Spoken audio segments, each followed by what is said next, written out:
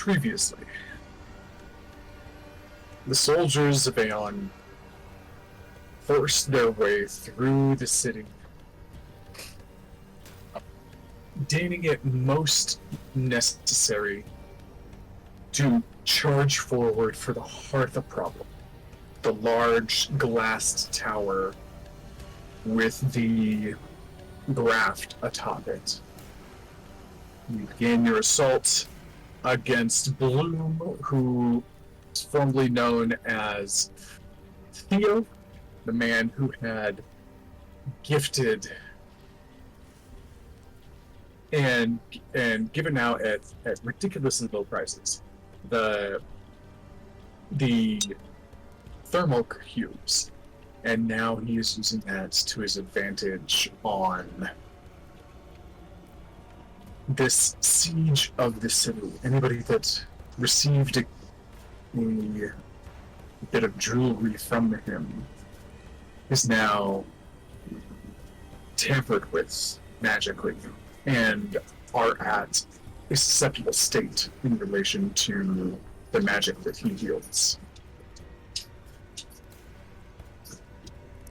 You are climbing the tower in a fierce battle. Dro finally got up to the top, ran up, and gave him two very strong strikes in which he retaliated with two great strikes of his own, dropping a golden mace from his arm and scoring two critical hits simultaneously or back to back, an attempt to knock Dro off of the platform and send him tumbling into the stones below. Dro resisted, but is severely damaged and is only decently okay at this point because of Margot's arcane ward. Or Margot's, I don't know what it's called, but yeah. Is it ward? Okay. You get up to the top here, and he backs away. And we start the top of the combat, and unlike last time, I am not going to have you guys roll for reinforcements. Instead, I made a nifty table. And I'm going to make this public. So, at the top of the round, something new pours out. Oh, goody. More of the same.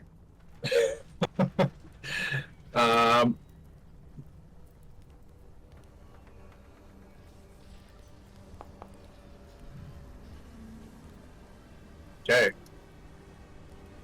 What you had previously, trekking down the walls of the tower,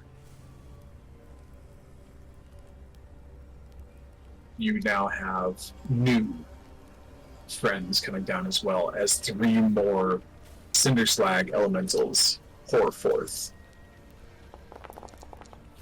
And just rolling random dice for all their health pools. Get out of the way, dice.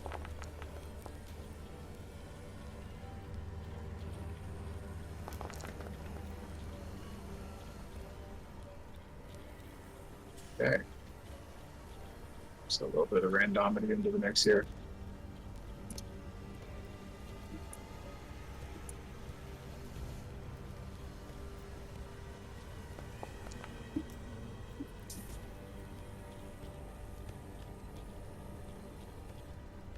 All right, so we start with Warden, who is up about 10 feet, has line of sight up onto the balcony, but if I were to draw this as a wall real quick,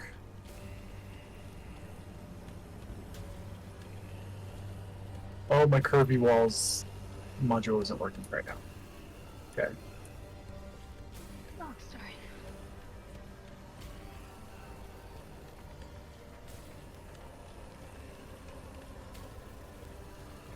Oh, sight is not really up.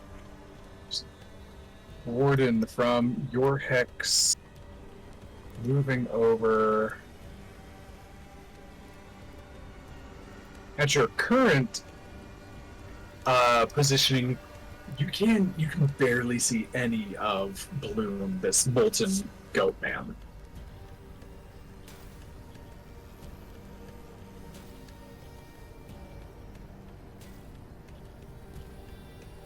All right, we're gonna do weird stuff. I know I Weird ran over here stuff? to shoot, but I have changed D&Ds since then. So Right. For all our action I took. for all of our wonderful viewers, the dozens and dozens of people that watch this, we have switched over into 2024 rule set because we wanted to, and having downtime to do that is a little farther away because we are in the mix of things at the moment. So we just went ahead and flipped that switch.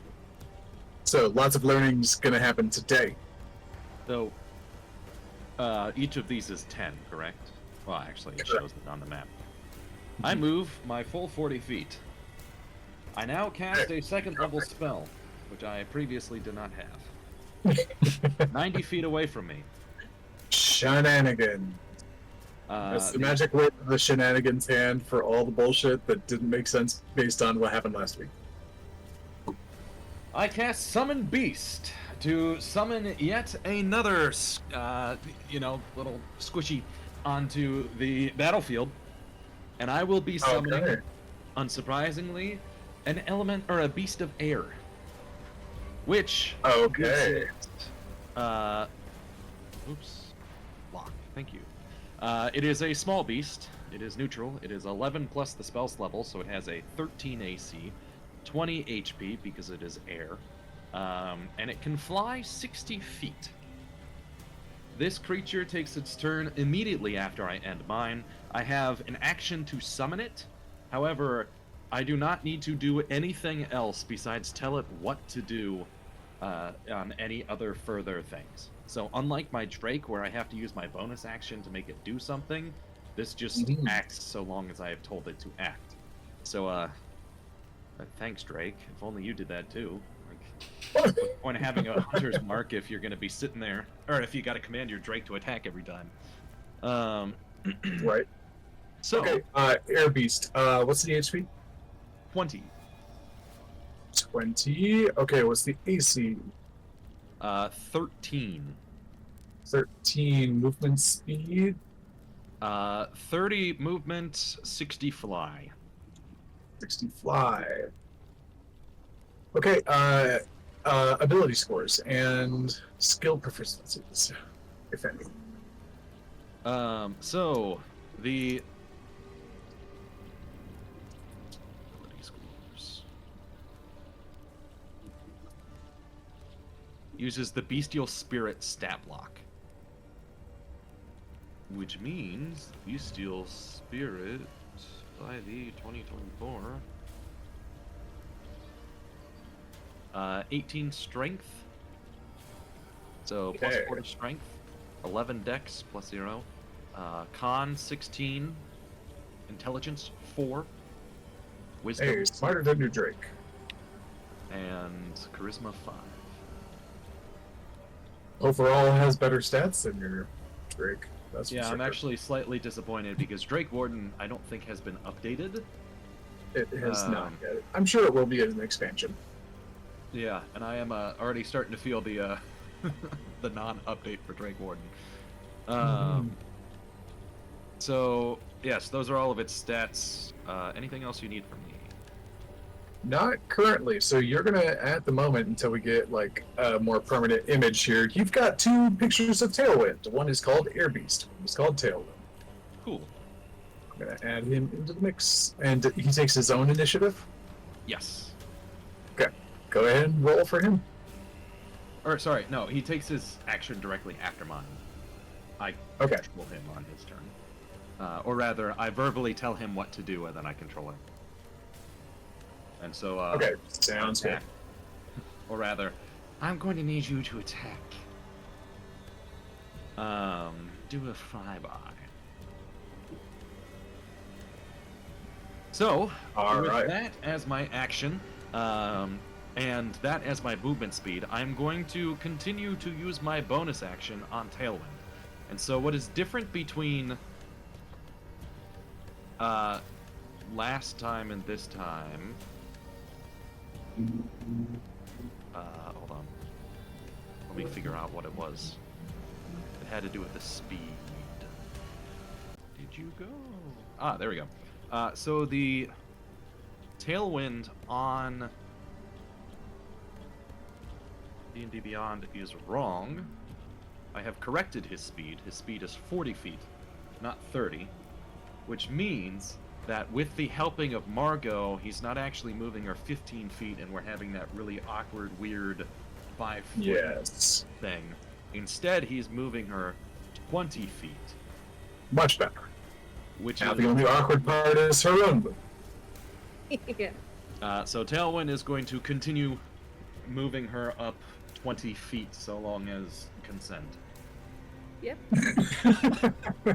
I assumed that you would say yes, but like, you know, if you suddenly went, no, I want to jump off, see what happens, then, you know, I won't take that away from you. I'm kind of sick of this character. She just didn't jump off into the lava. Whatever I'm the quote done is, testing. suicide is badass.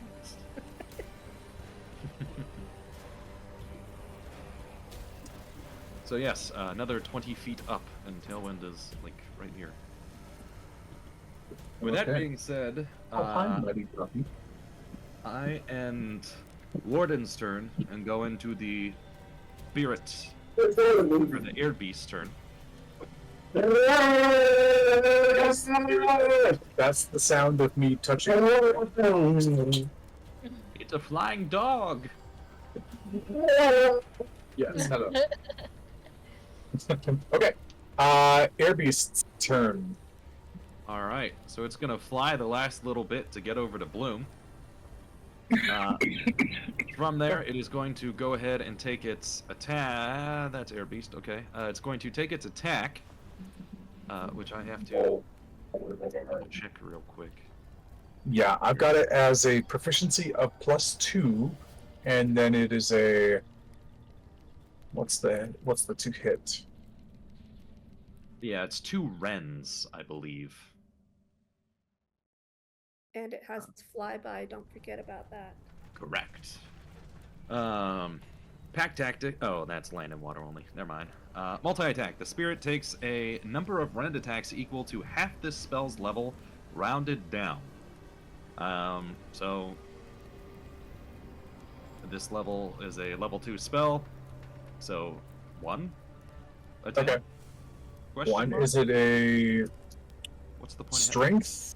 Is it dex? Is it rend? Sounds like slashing. Your attack modifier, reach 5 foot, 1d8 plus 4 plus the spell's level, piercing damage. Piercing. Which is weird. I would think it would be slashing too, but whatever. Yeah, 1d4. You said 1d8 plus 4. 1 Plus 1d8 plus 4 plus 2.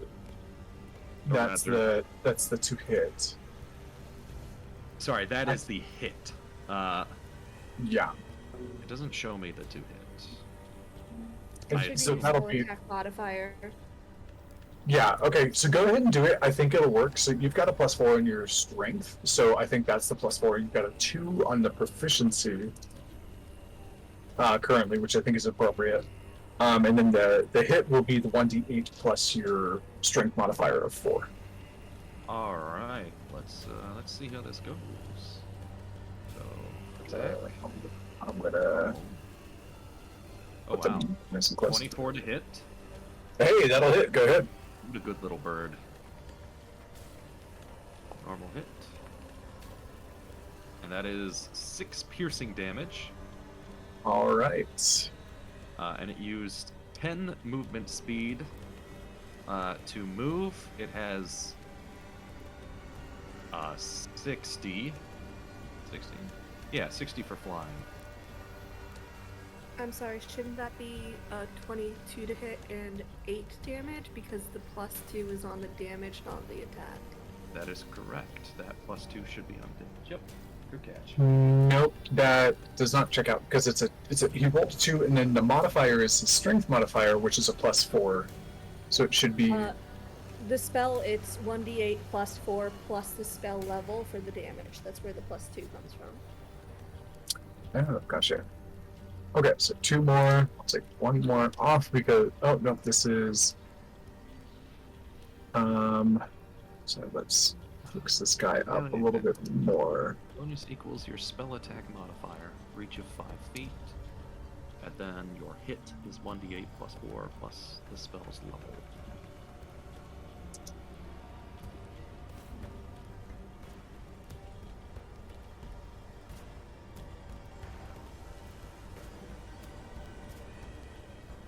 Okay, this is Summon Beast. Yes, second level.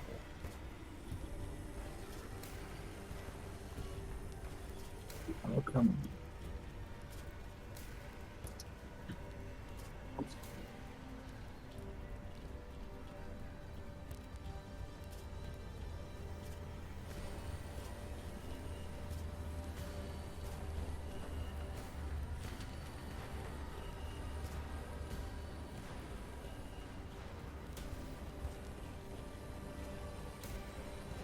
Okay. Yep, so sounds good. Because So it's a magical spell. Therefore, I'm treating this as if the beast is magical itself, because it is considered a bestial spirit. Cool. So it does not relate to Bloom's resistances. Okay. So that's the first one. Do you want to do the flyby and move past? yes, actually, I'm going to see if I can't provoke that reaction. Go 20, 20, 30, 40, and it'll fly kind of more upwards into the castle. Or, not really into it, but, you know. Okay. So because it has flyby, it doesn't provoke opportunity attacks. I would say if you want to try to goad it out of it, you can have it move slower and like try to trigger it, but he can then just do the opportunity attack against you.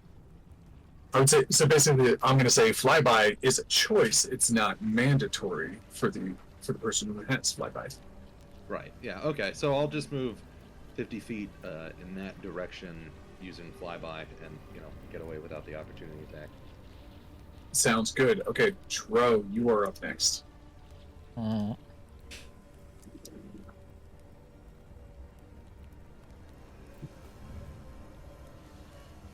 These are all 10 feet, right? Yes. Okay.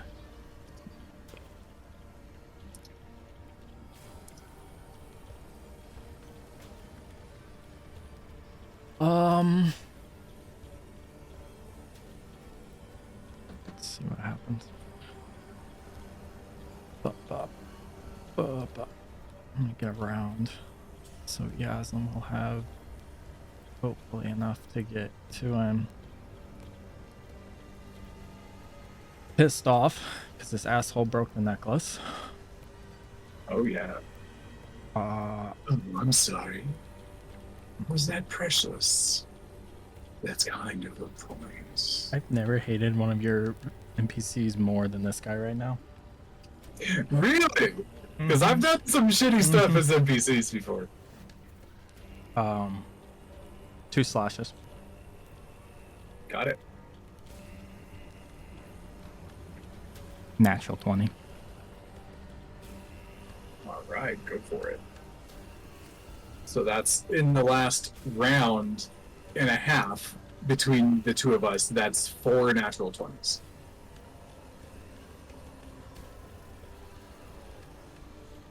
Oh wait.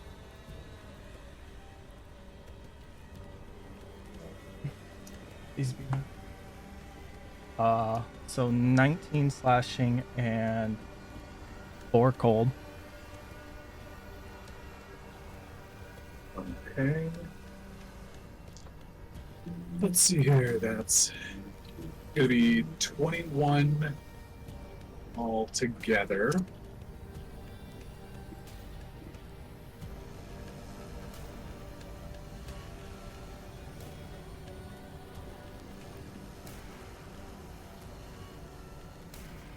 Yeah, as long you're at the top, right? Yeah. Okay. Good. I'm pretty sure. I don't know.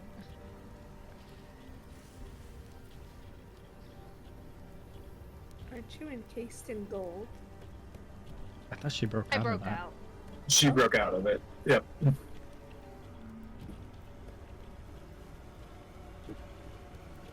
Okay.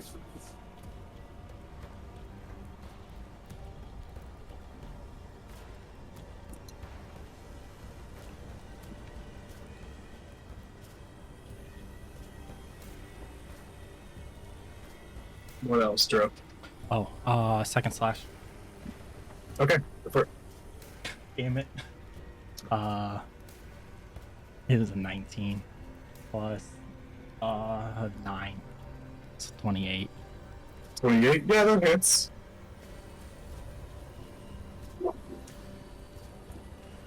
There, that's a lot better. Wow. Alright. Yeah. 15 slashing 15. Okay. and 2 cold. Okay. So you Key come back and points. Go for Fury it. of blows, and monks now can shove or grapple using their dex modifier. yes, I can. So I'm gonna shove him closer to Yaslin. Okay, go for it. So I think you have to make a DC something. This would be an athletics check against your essentially your acrobatics check. Is that right? I just read it. Where'd it go? What is it normally with a shove? It's like 8 plus It's your usually strength contested. modifier. So it would be 8 plus my dex modifier. So you need to make a 13. Okay. Okay, and for your natural 20, I'll say that like you kind of like throw him off. I'll see. I'll kind of wait. Hold up. Is it just a strength check? Well, actually, he doesn't have proficiency, so I mean, his athletics is his strength check. I'm going to give it a disadvantage. So, okay, that's a 10. So it only goes back 5. Okay. Excuse me, that's full 10, but okay. Got it. I didn't think this through because now I can't reach him. And you're out of movement speed. Uh, Yeah, you burned 60. yeah. Didn't Fuck it, I can do this. Well, can I spend another key point and do stunning strike? On that hit? Yes, you can, because stunning strike, you can still use it after any hit, but you only get to use it once per turn. Right? Yeah. That's the new change. Okay, Yep. go for it. You have to make a con save of 15. Ooh.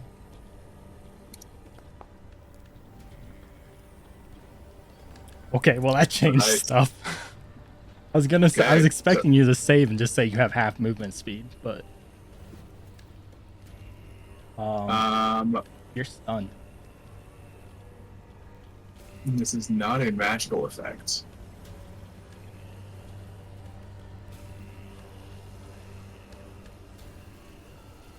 Okay, yep, he is stunned. Just gotta find the right icon for it because it keeps changing. There we go.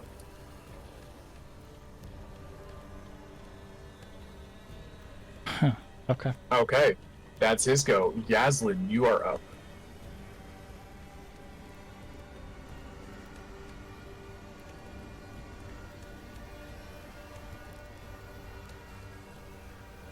I'm like reading all this shit. I'm sorry. That's what I was doing. I was like, aw, crap. Let me fix her. Oh. Let me- There you go. And then I think I have Slash.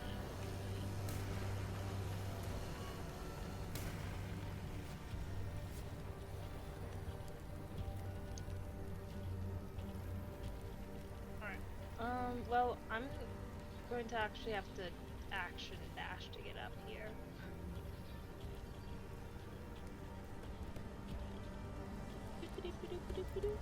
Over here now. Okay, so Yaslin dashes, gets all the way up there. Bloom is currently stunned. The strike comes in, slash, kind of palm strike, moves forward. Oh, oh, damn, that's smart. And you, let's see. I'm gonna roll a perception check for guy up above.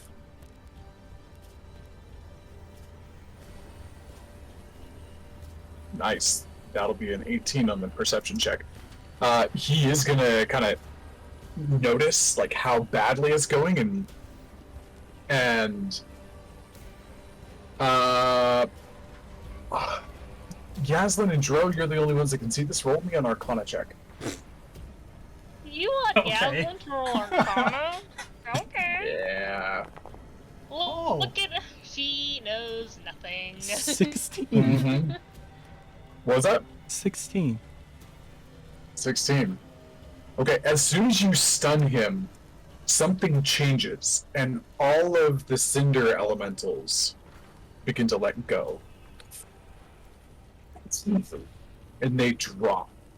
Let me see. First one is this guy. And he's going to... For his movement speed, he's going to let go, and he's going to drop 140 feet. Oh. So let's see here. What is that math? Okay, 10, 20, 30, That's a lot. 70. You guys have titans falling on top of you. Uh-huh. Like, Yeah, wait. I didn't realize we were literally having boulders fall on us. What is this? Okay.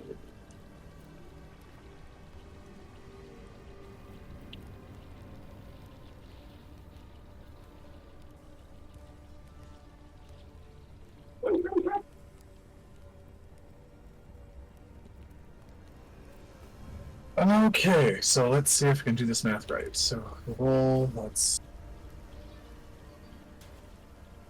12d6 plus 36.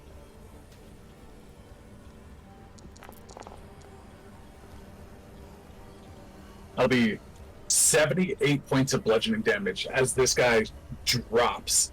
However, he is resistant to bludgeoning damage, so that's going to drop. That damage is going to drop down to what is that? 39 points of damage? Is that the right math? Yeah. Okay. Also, so this is going to be his slam attack. And he's going to target Yaslin as he's falling. He's trying to like launch off and drop down, and as you hear the dragon wizards like, "Punch them from above!" And this guy is the first to drop, so he's gonna do a slam attack on Yaslin.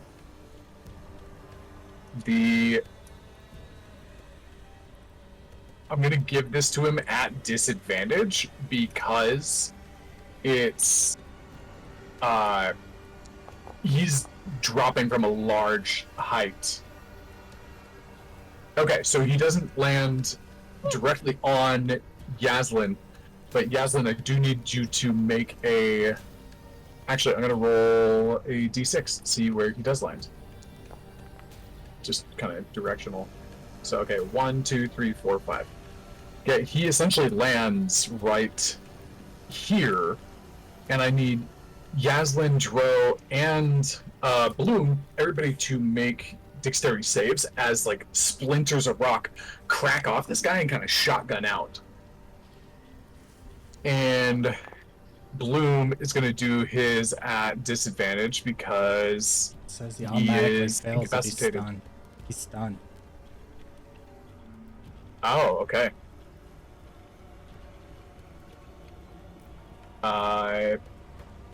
Dro, how about you? Math, you said saving? Yep, dex save. A lot. 24. Okay. Okay, this is a big drop.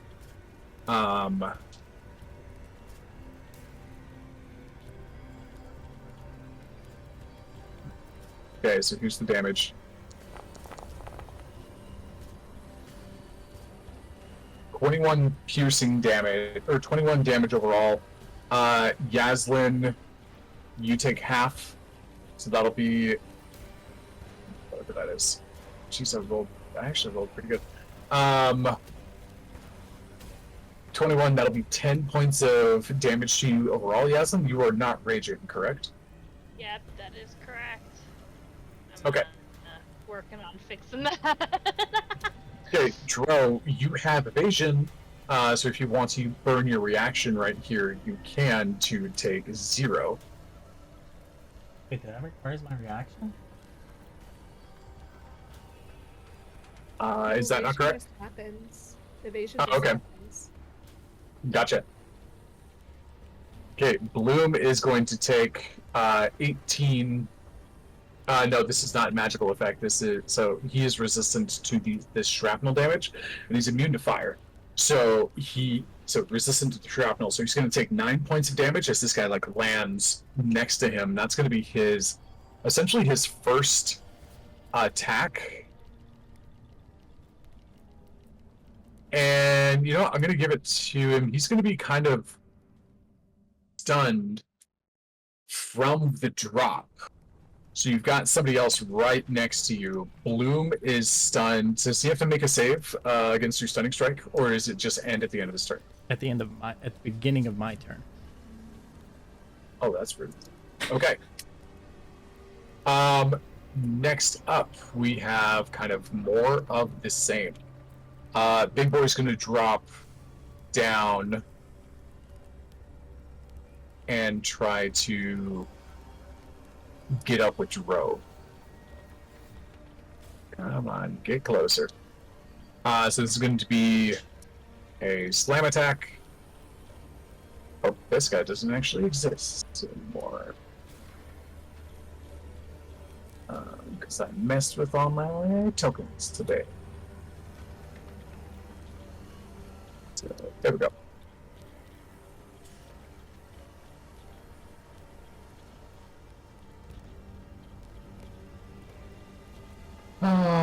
So I'll put this guy at 10.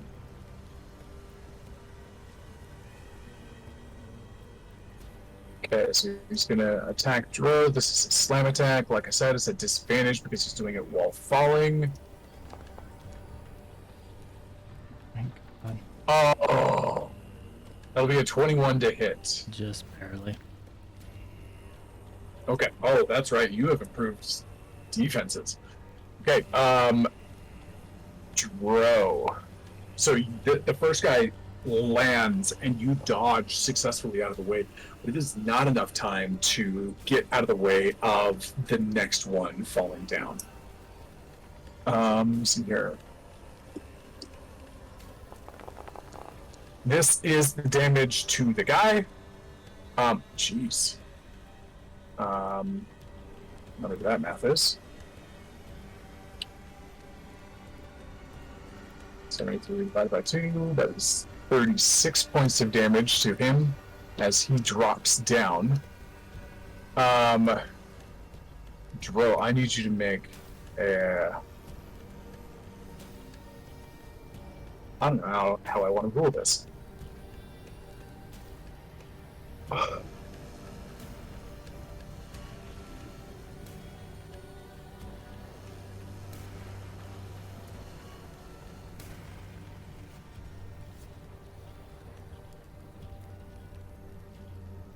Okay, so he was. This is his attack was being on target to, as opposed to like being too close to Bloom like the last guy was. Okay, give me a dexterity saving throw again, but this is a disadvantage because of the accuracy of If you're his within attack. 60 feet of me, hold on. No. No, damn it, Dro. I can't help you. The 21 at disadvantage. 21 at disadvantage. Okay, I will do the same formula for the last one. So that's 24 reduced down. Oh, let me see here. Oh, Dro, did I give you? So no, you took no damage last time, so you're fine. So what I was about to say is irrelevant. 16 piercing, 8 fire, which is reduced down to 4, so a total of 20 damage is taken off here. So I'm gonna throw a wrench into this. My deflect missiles deflects more than just projectiles now. It does not deflect massive physics at work. Oh, I can't do the bludgeoning.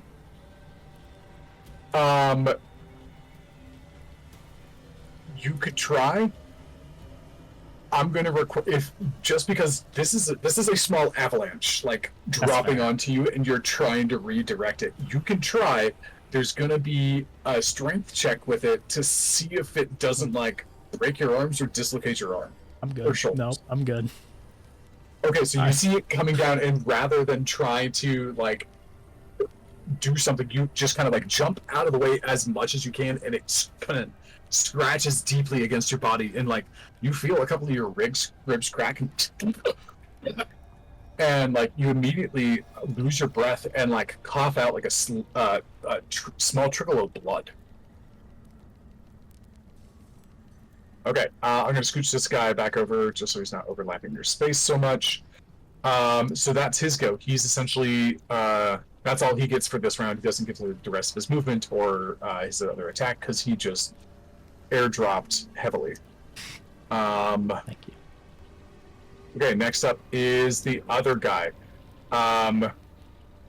He's gonna drop down, and with his positioning, he's going mostly like straight down.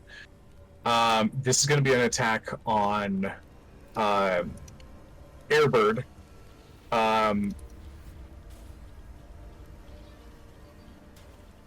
Again, at disadvantage. Really expecting this to hit. Yeah, that kind of makes sense. 13 is its armor class, isn't it? Me defeated. Okay. This one's a little bit different. How high off the ground did you say Airbird was? Uh, I don't think we marked it down. 2D map. So, don't know. Okay, you did your flyby, and did you just want to like kind of stay low to the ground, or did you want to like pop him up and like have him be more in the air? I would say at least 10 feet off the ground. Okay, 10 feet. So 10 feet, he's not really going to take the explosion. This is just going to be a straight up slam attack.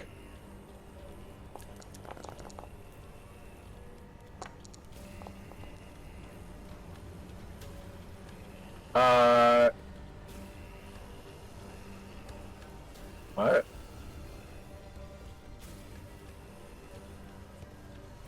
Well, that should have killed. Yep, processing. Hmm. Oh, okay. Let's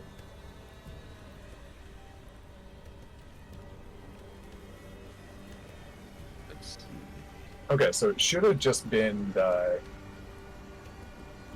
It should have just been 3d6 plus 2, which we got, plus 1d10 fire damage. So it should have just been... Oh, wow. Should have just been the 25 to hit. There's a save on a different ability, so I'm not sure why it tried to make that save. I don't think it applies. I'm not sure what's going on with that. with it only doing 9 damage.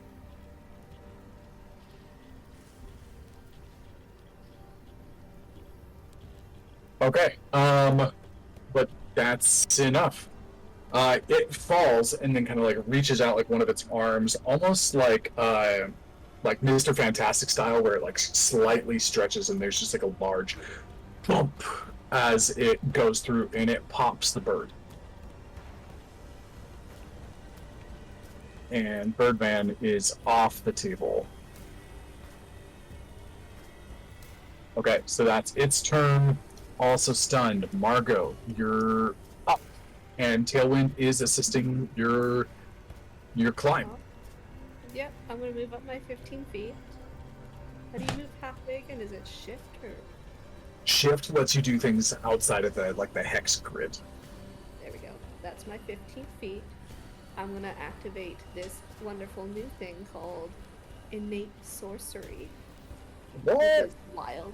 For the next minute, I have advantage on attack rolls of my sorcerer spells, and my spell save DC is increased by 1. So it's now an 18 to save against my spells. Gotcha. You get a couple of charges of that, right? Twice a day. Let's go ahead and take one of those away, just because Yeah, it's not I like would, 'cause I'm activating. No, I mean, you get twice a day, right? Is that what you said, or is it once a day? Yeah. It's twice a day. Cool. So I let's activated it, so I lost 1. right, and let's take the other charge off, just because it's the middle of the day and you're exhausted. You're not. 'Cause You're we not. did the whole change to 2024 and level up. Okay.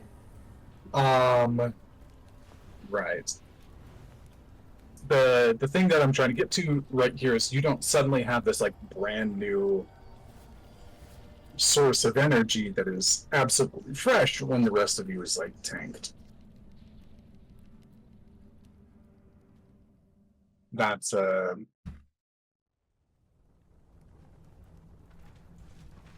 know what, let's make a roll out of it. Give me a D100. 50 and below, and you can keep your second charge. 51 and above, you lose it because you just started using this new power. You don't have that endurance of it built up yet.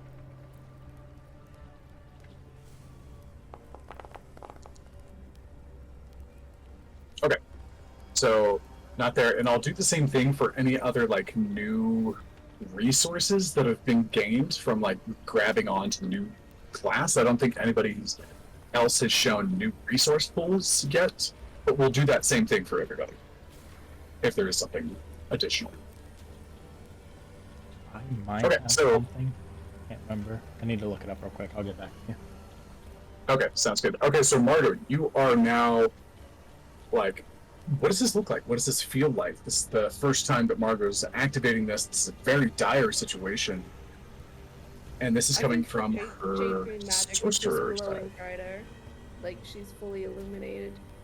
You know, lavender and jade green, like flowing magic around her. Okay, gotcha. So she's in Super Saiyan mode.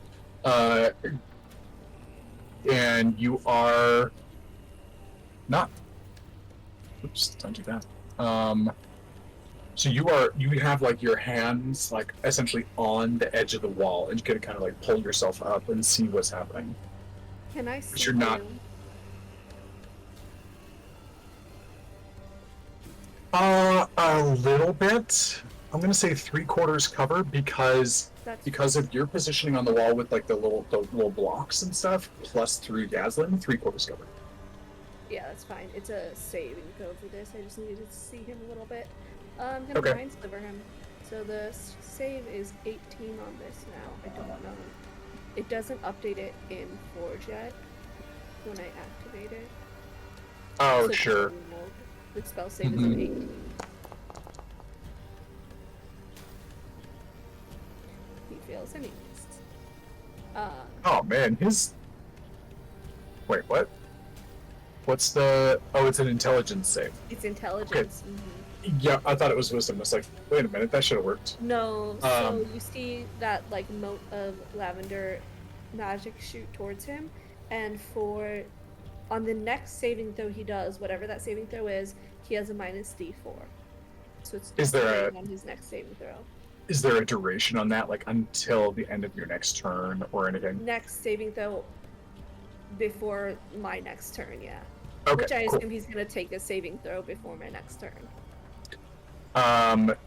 Possible. Very likely, Throws yes. there. Tro's there. Okay. Dragon Guy is still conducting the portal up at the top. And he's like stretching it further and further. He is like deep in concentration, just like doing as much as he can to expand this thing. Okay. So, Final quick thing. I did find something. And if you're fine with me a resource rolling, pool. yeah. So uncanny metabolism, Mhm. meaning so when I roll initiative, I can Yep. regain all expended focus points, but I would subtract the ones I already used because that wouldn't make sense to get them all back again. Yes. Yep. And then I roll martial arts die. Good lord. Regain a number of hit points equal to my monk level plus number roll. Sure. So this is a new resource pool. It's only a single charge per long rest, right? Yep. Okay. Go ahead and roll. Same deal. 50 below, 51 and above.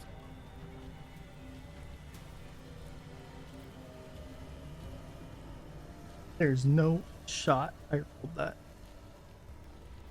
99.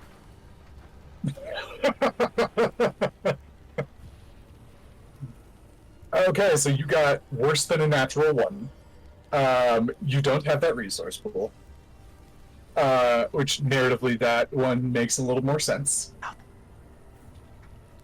Okay. Alright, my next Cinder Slag, same deal. He's gonna drop down. Oh, I forgot to roll damage for the guy who fell on Airbird.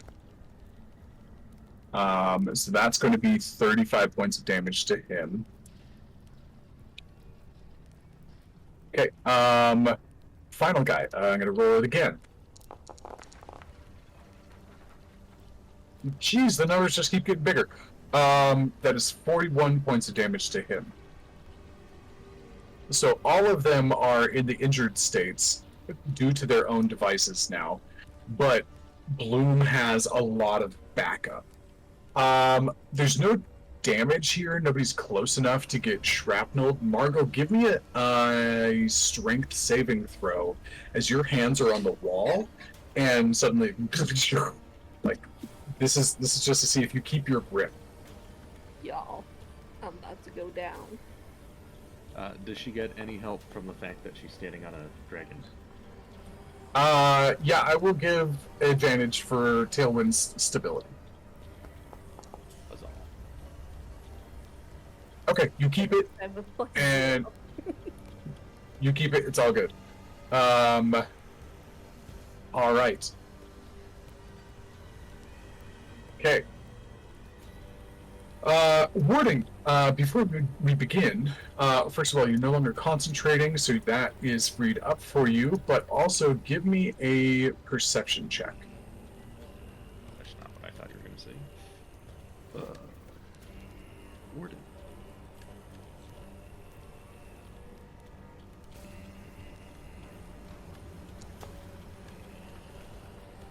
Almost a nat 20, but instead of 13. A 13. Okay. You hear like there's screams and terror and panic happening all around the city. You have a very high perception in general, and you're picking up a lot of it. And this is battle mode, which means you have to turn it off. You have to filter that out. But you hear something in the distance that sounds more in control. Words like commands. You just the tone of voice you pick up on somewhere. I swear to God, if that's not Bloodborne, I'm gonna be so pissed. Okay. Quick. allies. Bad guys. And Warden we'll do it Warden, Dro, Yazza, and Margot. In these moments, I'll have you guys roll. This is for reinforcements. Oh my gosh, what is No, reinforcements for you guys. Oh, okay, I I'm take that looking back. for the bad guys now because I made a fancy table. What would you like me to roll, my liege? Oh, that would be a D100, just to make Quentin sweat. Oh, yay. Lovely. My favorite. Good thing you already rolled that 99. 88. Don't jinx it. It's going to be 100 88? next. Oh my gosh. Okay, 88. Okay, cool. Good to know. Warden, proceed with your turn. Alright. So we go ahead. Oh, wrong button. We go ahead and we go back over to here. Why is and Warden the Russian at this point? I do not know. I just randomly chose voice, and now we're going to keep sticking with it. How far away are the enemies? Or rather, how well can I see anybody up there? If you use your movement speed to kind of clamber back up there, lose 10 of that speed because you have to do a small bit of climbing to kind of get back up on top. From that position, the foot holding is a little bit less favorable than it was last time. You have good visibility on the Cinder Slag Elemental on the furthest to the right. You have decent visibility, like half cover, on the guy in the middle who almost landed on Yazlin, and Bloom is 3/4 cover. And probably no visibility on the guys. I'm going to take a roll of the dice. So let me double check this is how I want it to work.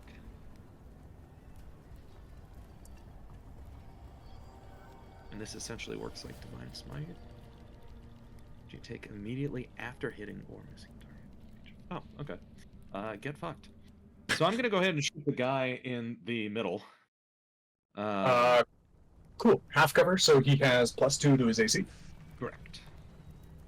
So I.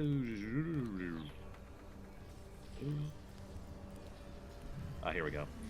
Tempest.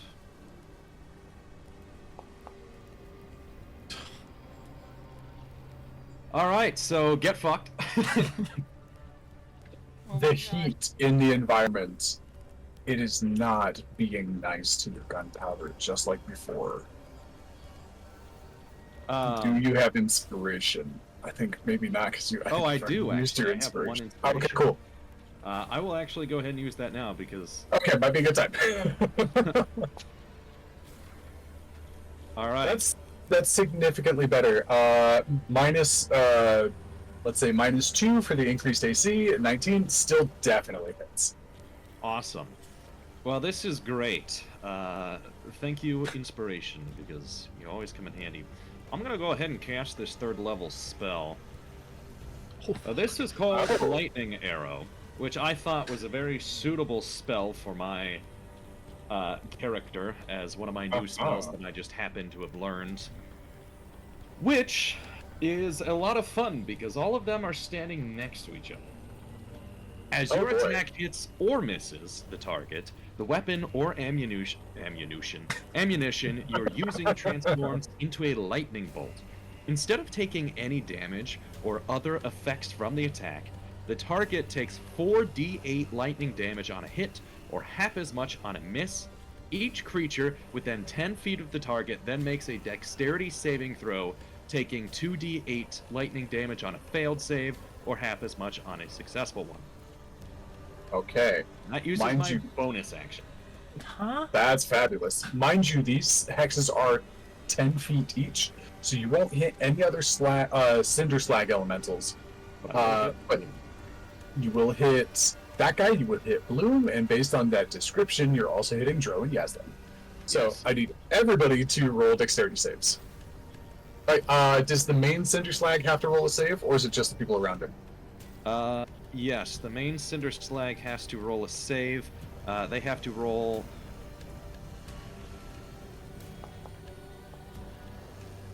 Oh, he failed, and Bloom is Still stunned. still still stunned until the beginning of Dro's next turn, which Yeah, is I was counting approximately on that. 3 seconds. So he auto fails. So go ahead and roll your damage Right. on your main damage and then your arcing damage as well. Yaslin and Dro, dex saves. 21. Doing okay. Main damage is. Wow. Did it roll main 22. damage? Oh, there it is. Main damage is 11 to that dude. And Okay. then we add a 4d8 because he failed. That is 13 lightning damage. And then for everyone else is a 2d8. If you failed, you take 3 lightning damage. If you succeeded, you take 3 lightning damage. If you failed, you take 6.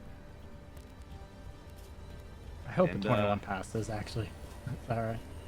Yep. The 21 will pass. And once again, you have evasion. So 0 damage to Dro. Yaslin, you tank 3 points of lightning. So now we have someone that throws fireballs at Dro and lightning? Gotta round it out. You know, Yaslin's got an Definitely. acid breath coming up. You're welcome. Oh my god. So, I don't know what you're talking about. my next question is, does lightning arrow apply to all attacks on my turn, or does it only apply like a divine smite to a singular attack? I think it only applies to a singular attack. I would think so. Otherwise, that would get bonkers. Yes. So this is a new spell for me.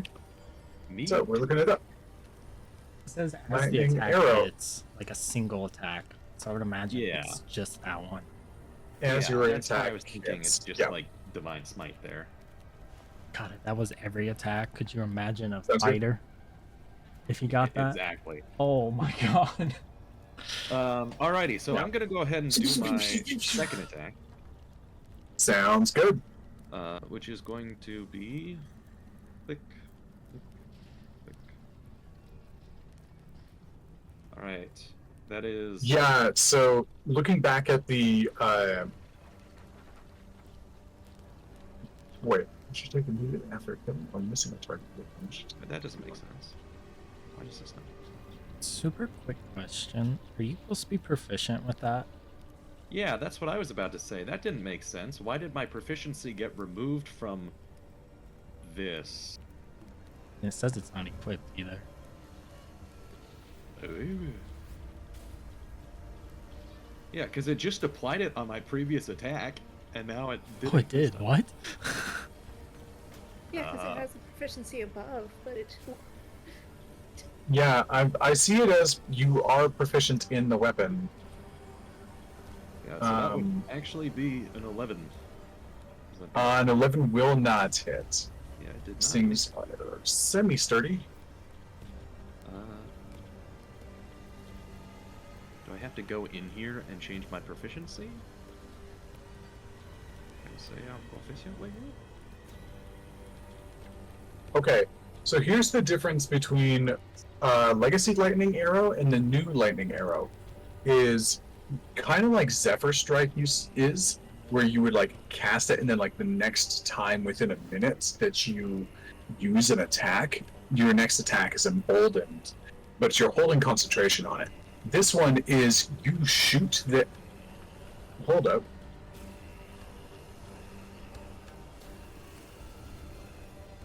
Oh, okay, yeah. So you shoot, and then you use your bonus action almost as a reaction to turn it into a lightning bolt. So, if you shot and you hit, you could then say, actually, that was a lightning arrow. Or if you attacked and missed, then you could say, actually, that was a lightning arrow. And it only applies to that one shot. So it is Kind of similar an to interesting- Divine Smite, where you hit and go, I'm gonna smite that. That's pretty much what it is. Oh, that's on that same like paladins or math rock broken on criticals. That's strong because that critical would apply to. Actually, it would just apply to that one. It would not apply to the arcing damage because those are saves, which is considered a separate item. Yep. Yeah, and Um, it's a fourth level spell, so it's extremely costly at my current level to use that. So I can only Yeah. do 3 shots with that, and even then, I ain't doing 3 shots with that. right. The Okay, spell so cool doesn't spell. say as your attack hits or misses the target, so I think you have Yep. to declare it regardless. I think it's declared after I say whether or not the attack hits, and then you could say, and if it's a hit or if it's a miss, both options let you say it's lightning. That's how I read it too. So you but- could at least, if you miss it, still get the arcing damage. Yeah, you get the flyby damage if they dodge, they still get like zapped instead of like the full bolt. That's a slap in the face. Oh, you missed me. Oh shit, you get hit by lightning still. Exactly. So I would still get, if I decided like right now to use my final 3rd level spell and say, yeah, I'm gonna do that, I would still get the 4d8 and then the 2d8 arcing to everyone else. I just wouldn't get my actual weapon damage, which is still very nice. Yes. Mhm. Yes. Okay, cool. So plus your proficiency of force, that would have been an 11 overall. So the second attack does miss with Tempest. That is okay. And as we continue forward with Tailwind, he must take the dodge action, but he will continue using the 20 feet of movement to get Margot up. Okay, that's right, because he can still use his move speed independently of whatever you tell him. He can basically do everything except for take an action. I've got to use a bonus action to tell him to take an action. Okay, cool. We are now over to Dro, and Bloom shakes out of his paralysis. Nasty little business you have there. Am I in reach of either of the 2 big guys? I think you're in reach of both of them. Hmm. Yeah, because one landed on kind of in between all of you, and this dude, he landed essentially on top of you. Cool. That's Only reason you're not prone is because you rolled a 21 on disadvantage for your dex save. so patient defense. But with this, I can take the disengage action as a bonus action without expending a focus point. Okay. Got it. So these guys can fuck off. Actually, where am I when I'm not in reach of them, but still in reach of like here? Yes, but in reach of Bloom here. Okay. He's gonna get hit again. Okay.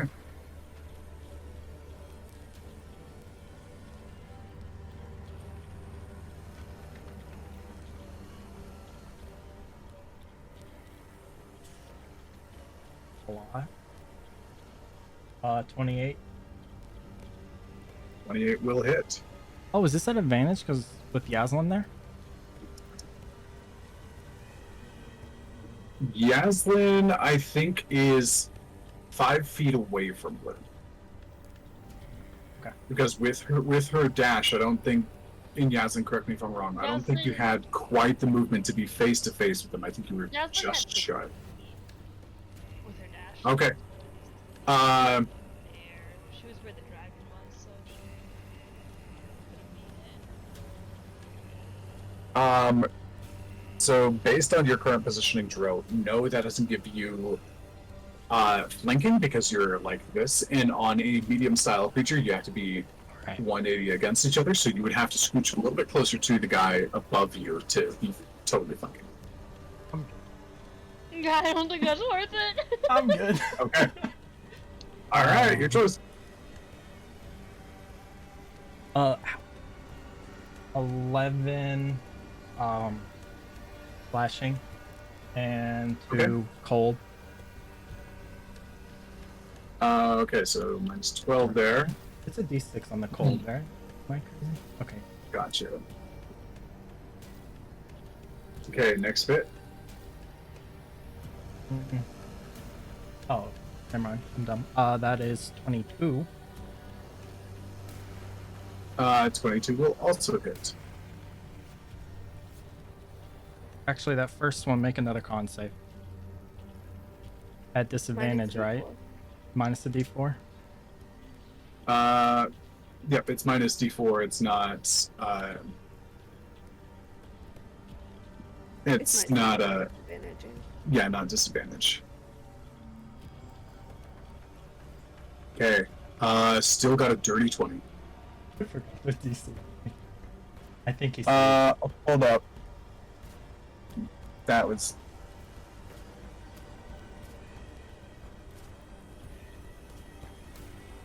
Did it What add? the hell did it just three? do? I rolled a 15. He has. For con save, he has a +8. Mhm. Oh no, that makes sense. No, it did it properly. He's got a +8 on his con save.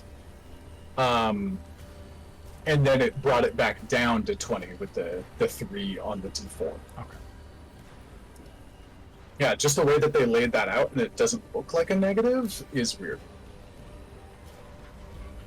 So first hit, second hit.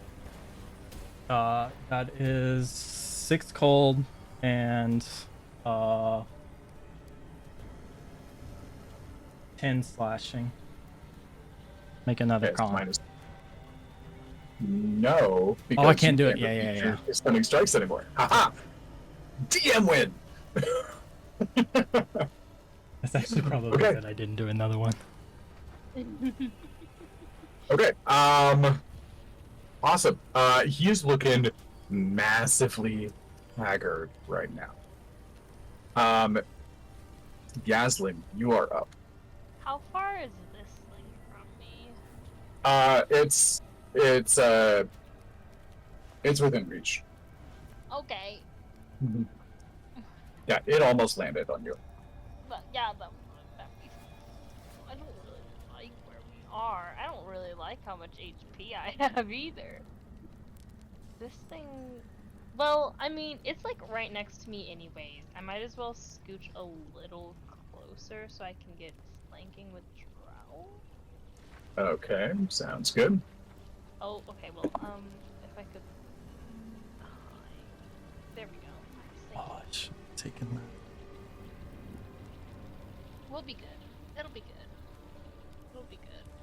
All will be well.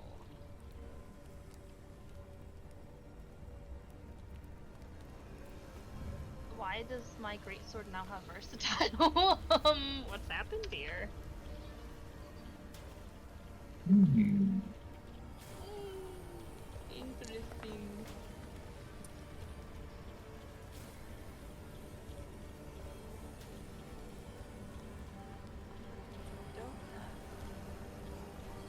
What is it? 2d8 versatile, or is it 1d?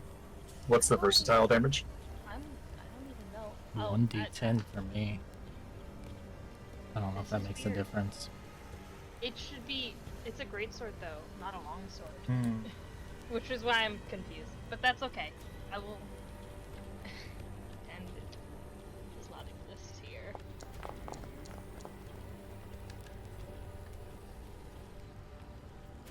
Oh.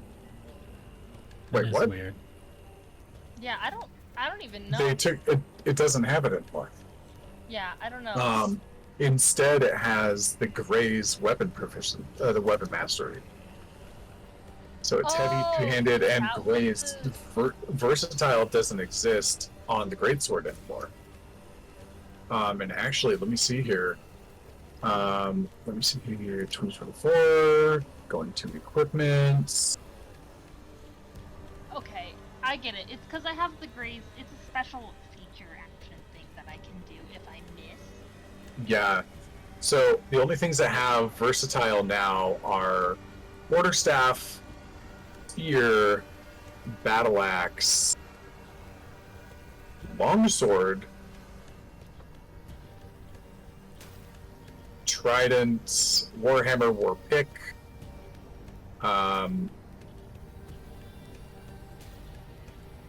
That's super weird. I don't know. Yeah, like the pike doesn't have versatile, the maul doesn't have versatile, greatsword doesn't have it, halberd doesn't have it, great axe doesn't have it. So I think they took versatile off of anything with a heavy property. Interesting. I think is what they decided to do. Interesting. Yeah. Okay. Oh my gosh, thank goodness. Goodness me. Blessed lemon. Ridiculous. It's my gamblers. Started. Right? Okay. Go ahead and roll your damage. Oh, that was weird. Why did it say 2? Because that's all the HP. Wait. Oh, it's because he's dead. Yeah, he had more than that. No, okay. It's all he had was 2 left. Don't mind me. Okay, Yaslin, how do you want to do this on him? As like the two of you are pinning between him, just like slash, over and over and over. He's standing up. Mhm. Or is he? Yeah, I Oh, think he's standing. the first slash is just like across his back, and the second goes clean through his neck. Thing Like that just. he's, yeah. Gotcha. Not a full decapitation, but just like he's being assaulted by all sides, and just like down his back, and then like you bring it back up and do more of a pull. Like Dro, you see the blade of Yaslin's gambler's blade like come towards your face a bit, and then just slide backwards through his neck. And Bloom is down on the ground, bleeding out. So Yaslin, that was your second strike, right? Yeah. Okay. Anything else for your turn? No, but she looks royally pissed at everything right now. Okay. She's like, it's hot up here. I want to take at least 2 days to sleep. Right. Okay. Next we move forward.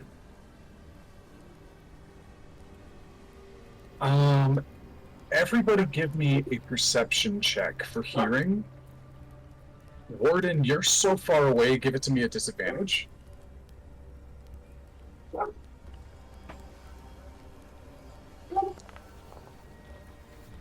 14.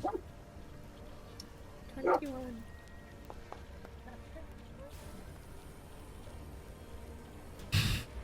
$22. Oh, yes. Just so we know, it's 8. Hey. Margot and Warden, the two of you,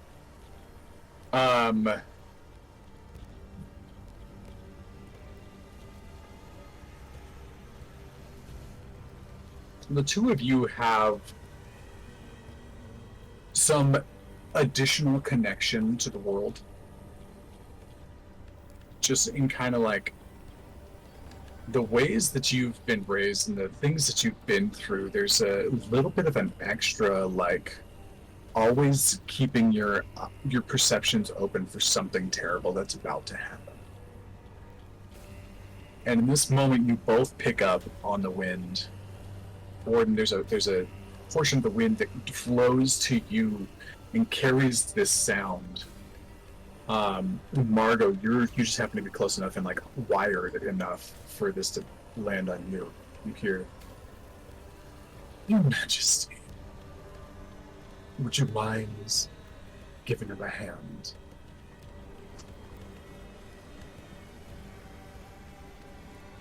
And up from above, like coming around, and let me see, anybody trying to have eyes on the dude up at the top of the tower? Yeah. Or you guys I think all Margaret's focused up. on... Okay, your focus is up, not in front of you. Mm-mm. Okay, Margot, you see coming around from the side of,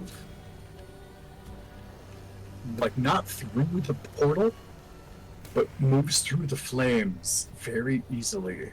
You see wings. A medium-sized creature. We're talking something, this thing's about the size of, like, a condor. Like, not a large creature, but you immediately sense dense power with this thing. As you see it, it kind of makes your vision shaky. Like looking at it is a heavy burden for your eyes. And you see flames flickering and wreathing and drifting out through ashen black feathers. You see a hooked, sharp beak, just pitch black, with flames curling through the nostrils and up the sides. And you see a deep red set of beaded eyes as this thing descends down directly towards Blue. And it feels... Give me an insight check for Warden and Margot.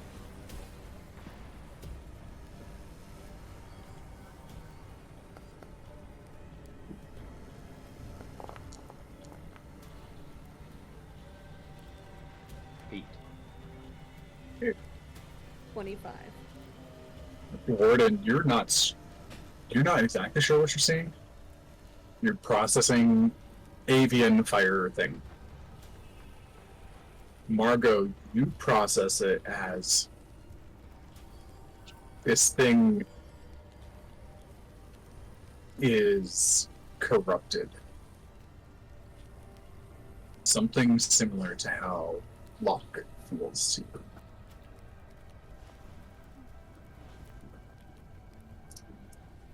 And with a screech, it dives directly down, using its full turn to land directly on Bloom's body. As it falls to the ground, it drops down and like talons kind of dig into the flesh. And there's a bit of a gush of like cinder and ash. And it kind of looks like protectively between you two as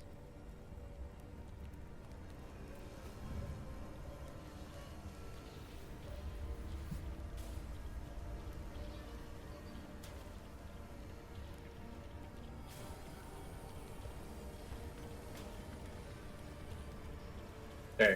And this guy and the Cinder Slag Elemental who's up next, I'll add this bird, who is essentially holding its action to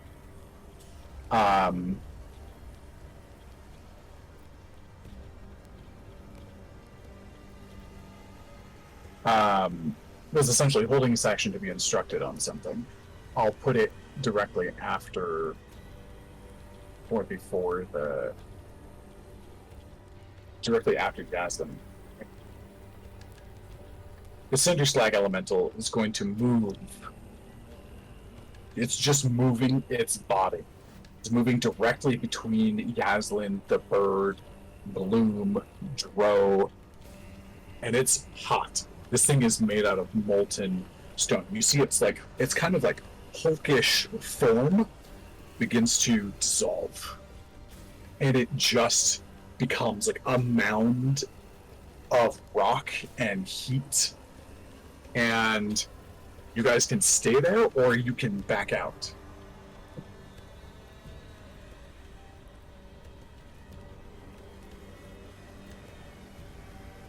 As it drops down on you. Actually, it says. Well, the good news is I was a little stumbly the first time, but now I know what I want to say. Okay. We can. So this thing's using its molten form ability.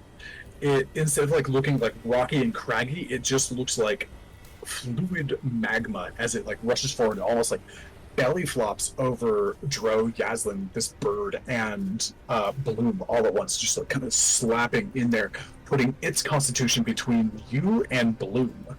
Margot and, or excuse me, Yaslin and Dro, you both take 8 points of fire damage just from the proximity of this molten creature. And I need you to make strength saves to not be restrained as it like starts to like form around your body and try to lock you in. That 8 is at 4 for me.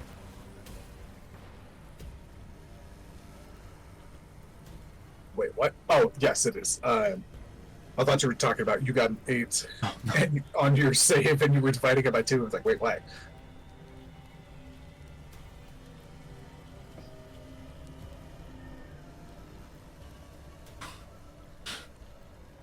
Never had more of a heart attack on a physical dice.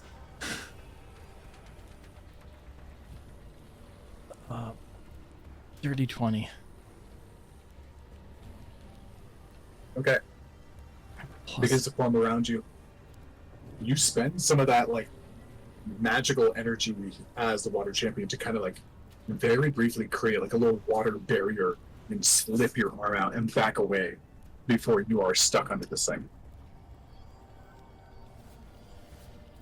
Okay, Yaslin, how about you? Strength save. I would love to. I'll just access my Are your Like saves this. at disadvantage or just your checks? checks, just my checks. Okay. Mhm. 10 to 16. Ooh, okay. DC is a 14. Woo! Yaslin, you are also able to back up as this thing starts to mess with you. Okay. That's Bloom's turn. I will let you guys know I am rolling death saves here. that's what I was about to ask, if we could clock if he was actually dead or not. It's not that enemies don't roll death saves, it's that it's not worth the time to do it for all the enemies. I tend to do it for major enemies.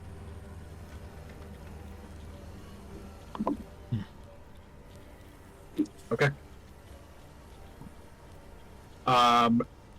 Next guy, he's got a massive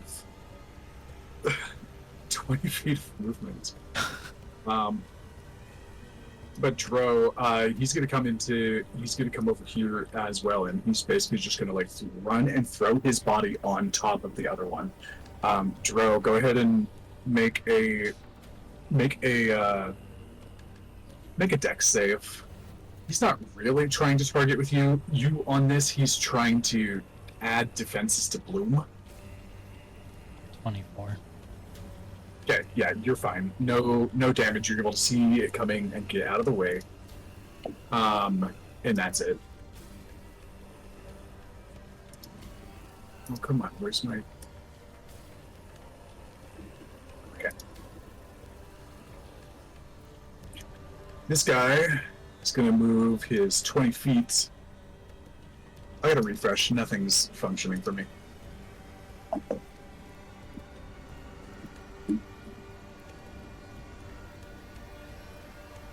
But Dro, this thing starts moving as well, very, very slowly. And it doesn't have the speed to truly get there all at once, so instead it's gonna like take a chunk out of its own chest and like throw it at you with its molten gaze attack. Oh, sorry, molten gaze. Nope, not throwing a chunk. It's giving you laser beam eyes because the name suggests it.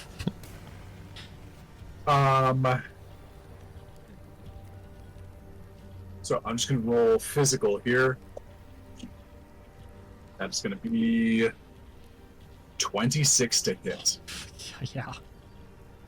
Okay. And then this is fun. I don't usually get to do this because usually I'm doing digital, but my screen's still loading. Is that enough dice? No, it's not.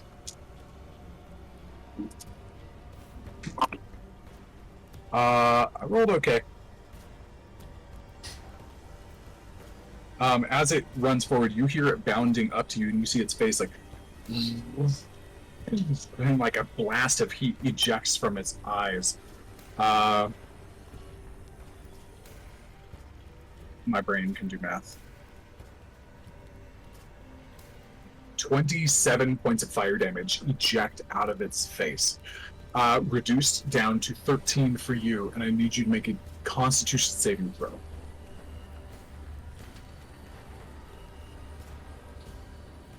16? 16 is enough. DC is 14. That was concerning how you said that. You feel portions of your body heat up very badly, but you are able to kind of like maneuver yourself and like as it like blasts you with the heat, kind of towards like your back left shoulder, you feel that area heating up significantly, and you're able to like roll your body and like spread out the damage. There we go. I'm back in. Okay, so that guy moved 20 feet and then threw that beam at Dro. So that'll be his turn.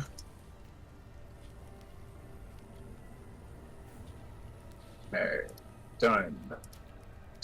Margot, you are up, and you just saw this bird with visual gravity drop rapidly and then get buried by these elementals. Well, I have a job to do, so I'm going to move my authorized 15 feet of movement. I continue to climb. And Morgan, can I ask for you to draw a specific like boundaries of the portal, so I know where the portal starts, or is it because it's kind of innocuous right now? It's just like a fiery blob on the map.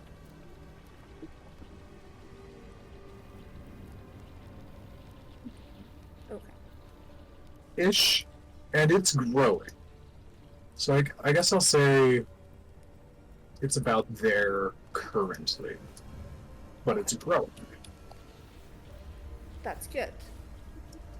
Because Dispel Magic has a range of 120 feet, which is why I needed that.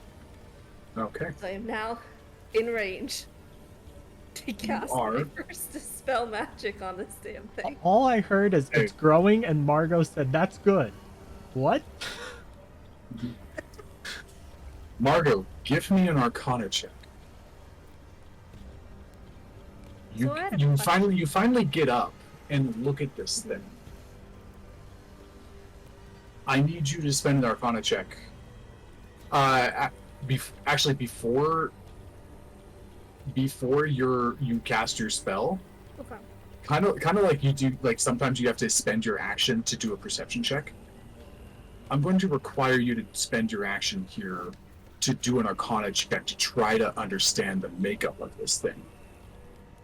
You see it and you immediately recognize not all graphs are the same.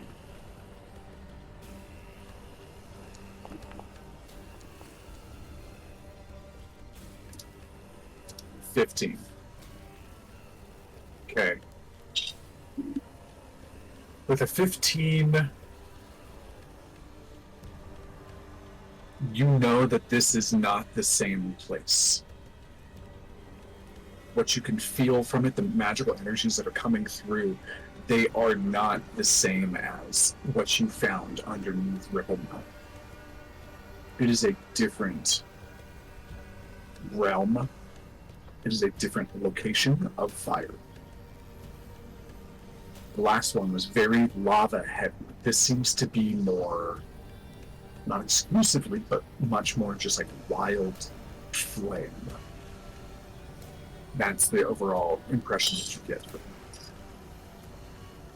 it. So what does that mean for closing it? I don't see why I had to use my action for that if there was no relevance to me closing it. I was getting there.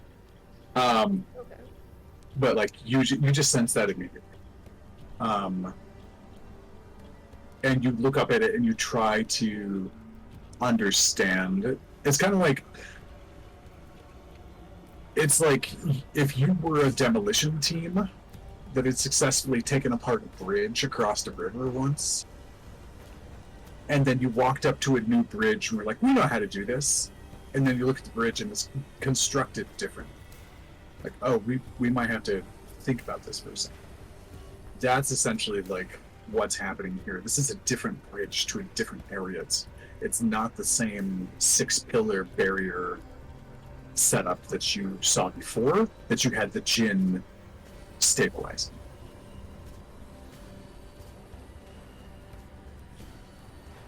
You can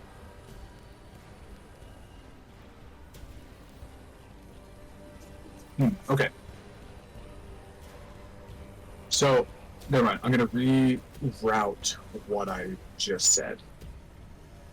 A 15 is not enough to understand how to deconstruct this thing properly. You can attempt to do so with your spell slots. If you haven't reached the threshold yet of understanding, the DC of the closure is going to be higher. So you can spend your spell slots figuring things out and reducing the difficulty, or you can spend time to study it before you burn any of your spell slots. Your choice of how to proceed. Using spell slots first does still have a possibility of working, but it could be more difficult, and I know that you were considering that is a very precious resource. What am I rolling for meeting this DC? Because Dispel Magic technically doesn't have a roll, but am I rolling a spell attack for it? Dispel Magic does have a roll if you're trying to dispel a high-level spell.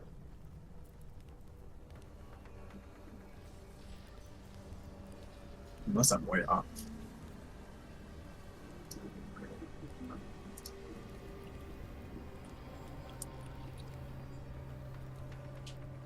Okay, so it's 4th level or higher, it's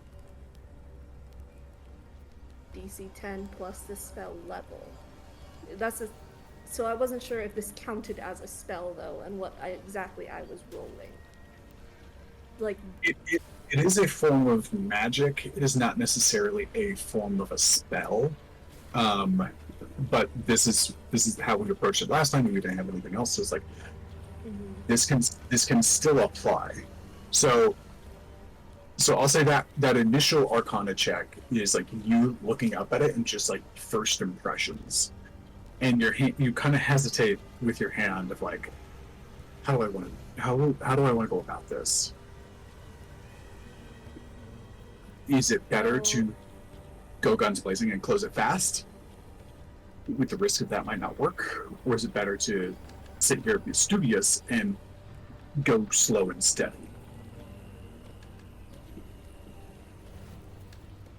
So my next question is, innate sorcery adds 1 to my spell save and advantage on attack rolls. Since this is neither, that's not going to help me at all. Because it's an ability check, not a spell attack. Right, and Dispel Magic is a very weird character in the spell world because of that. I'll say that your innate sorcery, it's an overall, like, magic amplification. I will say that it does apply to this.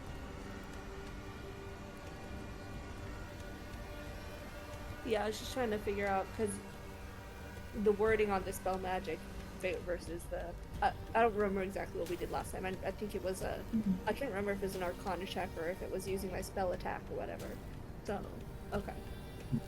I think you basically basically like you rolled like you were rolling on a spell that was higher level, like 4th level or higher. And you happened to get like 6 rolls in a row that were like 18 or above, so you ended up closing the I had guidance draft. Like most of the time too, as well, so I had a plus. Oh yeah, Dro was sitting there smacking guidance on you over and over. Joe was standing there in the darkness. Maybe that's why Margot throws fireballs at her, because Joe is straight up smacking her. Do better! Do better! Okay, so that was my action and my movement. Well, I'm gonna rephrase that. That Arcana check was a freebie to give you the lay of the land. You can now spend your action on an Arcana check to try to lower the threshold of this thing. Also, with a 15 and what you're seeing here, last time you were not actively fighting somebody opening the portal. This time you are. You don't know what that means, but that's probably gonna like throw a wrench into the works. Okay. So this is about the width of the portal right now. Yes. I'm going to risk it for hopefully the biscuit. We'll see how this goes. And I'm going to put just in the perimeter of the portal so nothing else comes out, a wall of force. Okay. What's the range on Wall of Force? I'm trying to like wrap my head around the 120 vision here. feet. Oh. And counterspell is 60 feet. Okay, give me a. So, the portal is egg-shaped. Are you trying to wrap it like a belt? Are you trying to wrap it like an injury wrap, like up an ankle, so it covers the entire thing? It says you can shape a flat surface made up of 10-foot by 10-foot panels. Each panel must be contiguous. So, like, trying to cover the egg shape and then a little bit more as it goes. So I'm placing 10-foot by 10-foot panels down. I think that's how that works, right? 10, Sure. 10 foot. I have to do a little geometry here. 2, 3, 4, Okay. 5, 7, 8. Mind you, I this hate thing, circles and math. this thing is three-dimensional. Well, no, it's not. It's a hole, and It's like a doorway. so yeah, I don't have to do. Nope, I don't have to do foot. So 1, 2, 3. Yeah, so Right. so Let's just do the 20 area feet, of the circle. 30 feet, 20 feet, 20 feet. It's the Okay, radius. so 1, 2, 3, 4, 5, 10 feet. 6, 7, 8, 9, 10. Okay. Okay. At its The current area is size, about 706 feet according to the calculator for a elliptical. 706 feet. Mm-hmm. But what's the area of Wall of Force with its 100 feet of contiguous 10 by 10 squares.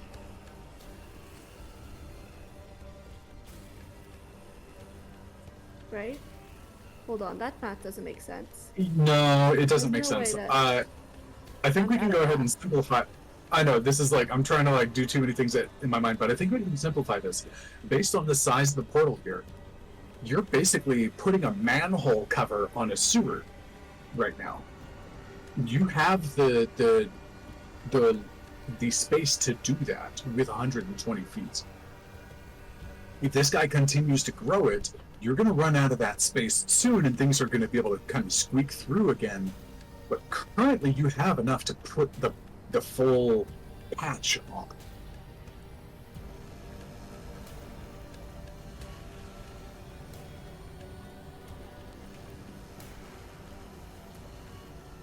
Yeah, let's do it. It can't be dispelled by dispel magic.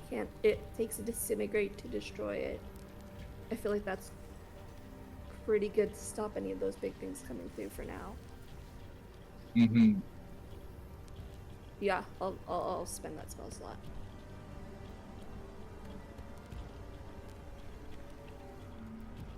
And it will not let me reshape my... Okay. I'll go ahead and roll it. So that's not what I want. I want this.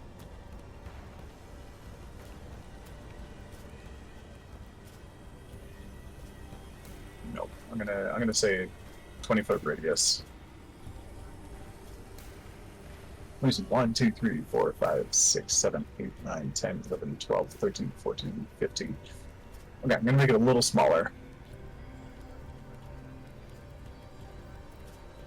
Let's try 18 feet. What do we got? And I'm gonna change this color. We're gonna make it Margot green. 1, 2, 3, 4, 5, 6, 7, 8, 10, 11, 12. Perfect. There we go.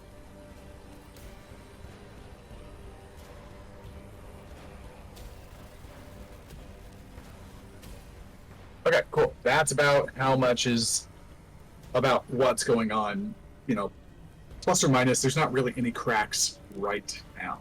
So you just slapped a wall of force on something on top of this thing.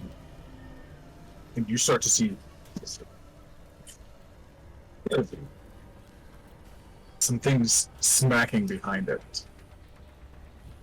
And you hear a very frustrated. Is he in that?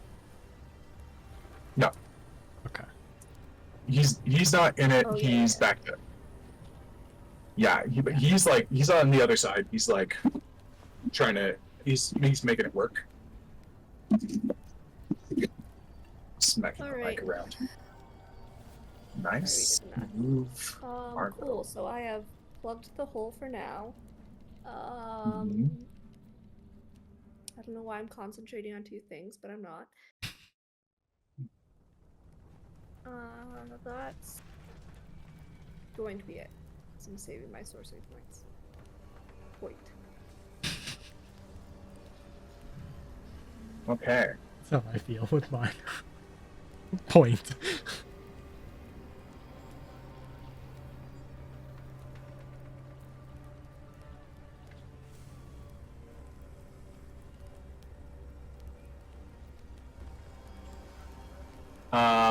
Okay, that changes a few things. Oh boy. The wall extends into ethereal plane, blocks ethereal travel too. I just read that. Mm-hmm. Wall of Force is no joke, dude. Damn, you messed with him bad. That's what I'm here for. He's gonna fly around the building, so he's looking at you, and he looks down. He says, "You can't stop us. We're going to get what we can. All I have to do is make you pop." He's gonna flick another fireball down at you. Okay, fireball. What's the range on that? Having a hard time finding it. It is 150 feet. 150. Okay. Plenty of range. Yep. And it's gonna pop it down here. It's gonna target Margot, target Tailwind, target the Cinder Slag, but it's immune to fire, so it doesn't really matter. Oh, my glorious deck saves. A lot of Oh. ones. My God. I'm, do I use my sorcery point now? That was terrible. I only rolled on 8d6. I rolled an 18. I got 4 1s, 2 2s. Yeah, my con's bad. Okay. You hear him just, shit. No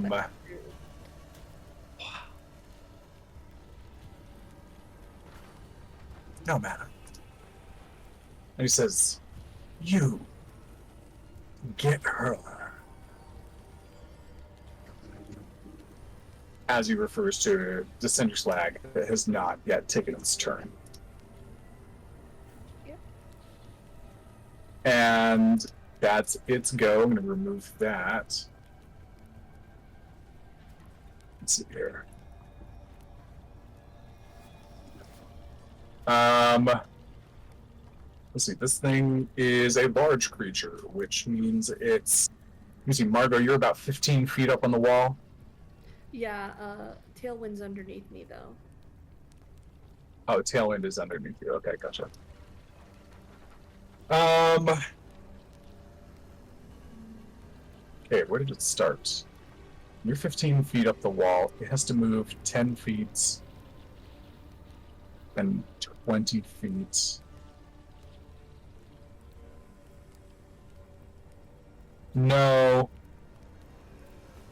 It's not going to bother with that. This thing has a very slow movement speed and a much faster burrow speed. It's going to turn and dive into the building. And you've seen it goof, goof, goof, kind of slow and lumbery, and this time it just starts ripping up the side of the building as it comes towards you. And it's going to, that portion of the wall that is you're holding your hand on, it emerges out of it, and it does have the speed to reach that when it's doing its burrow. And similar to how it tried, like one of the other ones tried to belly flop on Dro and Yaslin, it's like coming out of the wall, and it's belly flopping on you and Tail. So you both,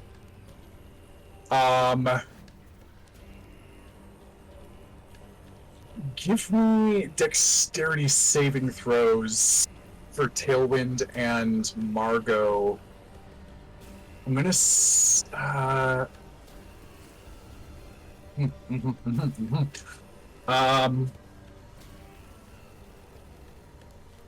I want to say a disadvantage because it's hard to dodge the wall you were just holding. Alright, I'm rolling my normal because I'm going to use Restore Balance. Okay.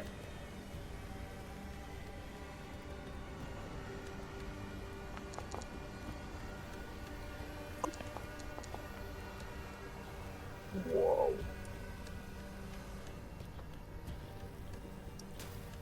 Jeez, we got the same roll. Technically, Okay. it's not placed in here. I don't know. Well, let me see. If I can change that. Yeah. There we go. Technically, Tailwind gets a +1 in the deck save, according to the stat blocks. So Oh, it's cool. actually a dirty 20. Okay, let's go ahead and... Yep. Plus my proficiency bonus. That's just not in there. Okay.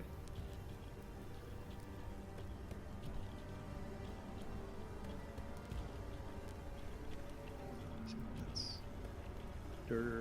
24 for the deck save. Let's fix that. Then its wisdom save isn't so wrong.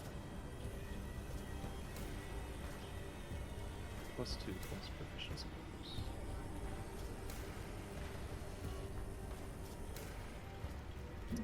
Nope, not that bad.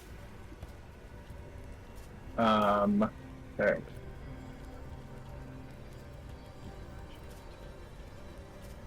Oh, now it's all coming. Okay, Okay. so 20, it's 23. Whoa. All right. Okay, just making some zigzags to show like the area of the wall that has been ruined by this thing like tunneling through it. Margot and Tailwind together, like Margot, you see this happening and like you're able to like kick and push off, and Tailwind's able to like kind of dodge out of the way of them. So I'm gonna say you guys are still 15 feet up. You are hovering mid-air about 15 feet. You're about 10 feet away from the wall. And this thing like emerges and like goes for 2 swings for you. That was just its movement speed and its ability to like enter into an enemy space in its molten form.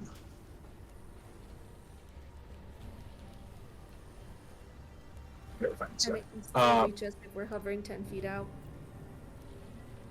Yes, because it's essentially like it was essentially like jumping out to like gather and like smash you down. So in this case, yes, it can. Go back to the people.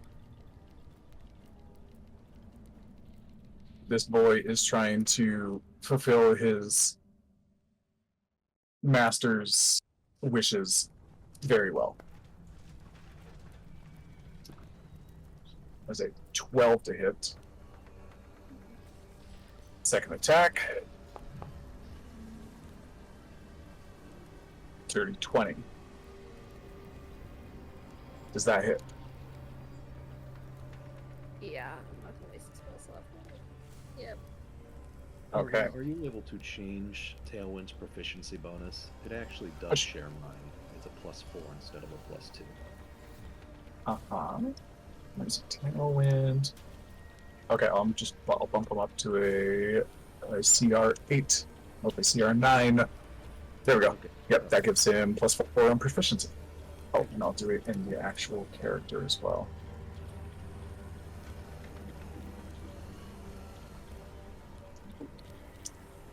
Okay, cool. Sweet, closing a bunch of stuff. Normal damage.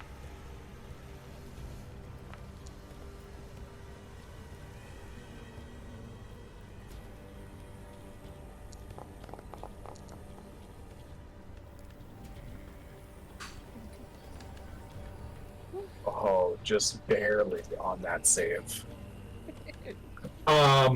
So let's see here. 12 points of bludgeoning damage, 10 points of fire damage. Margot, you get clocked kind of like in the leg as you were dropping down. Your like quad is burnt, and you immediately feel the pain of blisters, and you feel something snap. Not completely, but there's definitely a crack. There's definitely a crack somewhere in some bone that brings out in your own ears. Additionally, and like this thing falls back down to the ground, and I'm gonna. So it's like, oops, not that. 15. You guys are 15 feet up. You're about. It's a large creature. I'm gonna say it's a little bit less than 10 feet at its like base, because it's kind of like a hunchy dude. You guys have about a 5-foot gap, and this thing is below your feet at this time. Margot, also, if the target is a creature or flammable object, it ignites. Until a creature takes an action to douse the fire, the target takes 5d10 fire damage at the start of each of its turns. D10, that's, oh my god. Oh, sorry, not 5d10. 5 parentheses 1d10. Oh my You god. take 5 50 D10. fire damage. My bad. Yeah, I was reading that quickly. Okay, so Margot, you are on fire when it's your turn at the start of each of its turns. So you're going to take damage one more time. Okay. We are at the start of the turn. Margot is holding onto her concentration with dear life and doing very well with it. Does it take an action to put the fire out? Doesn't have to be her until a creature takes an action to douse the fire. Okay. Mm-hmm. Okay. Dro, roll me a d100. Are we going to be taking our break tonight? I asked simply because I need at least like 2 minutes to go refill my water. Sure. Let's go ahead and take a break. Holy crap, I can't believe it's already 9 o'clock. That D100 was a 12. Okay, so between you and Warden last time, you guys have exactly 100 points so far. Great.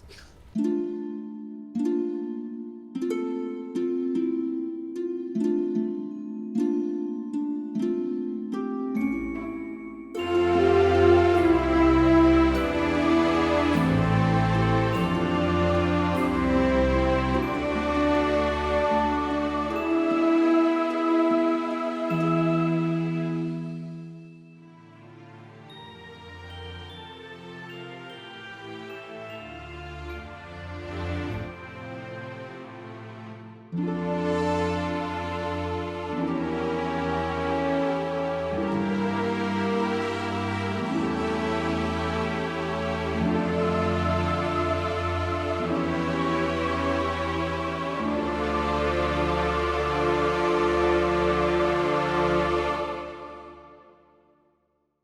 a little hard to hear, like you're far away from your mic. Yes, I moved it away. Much I better. see him since he flew around the corner. Mhm. Alrighty, Yes, well, okay. Since he's a pretty big threat, and my badly injured companions can definitely handle 4 other people, I'll go ahead and fire at the big bad. Okay, go for it. Alright, big bad, here I come.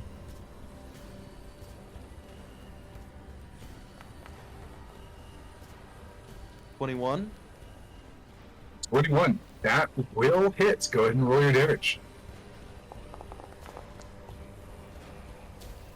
11. Okay, 11.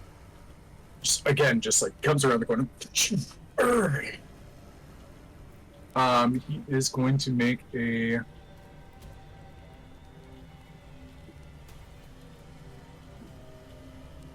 saving throw.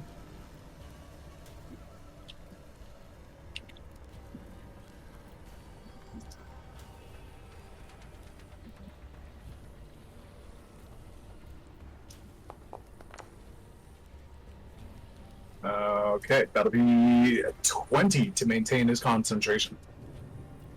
Just not drop it. So I am going to...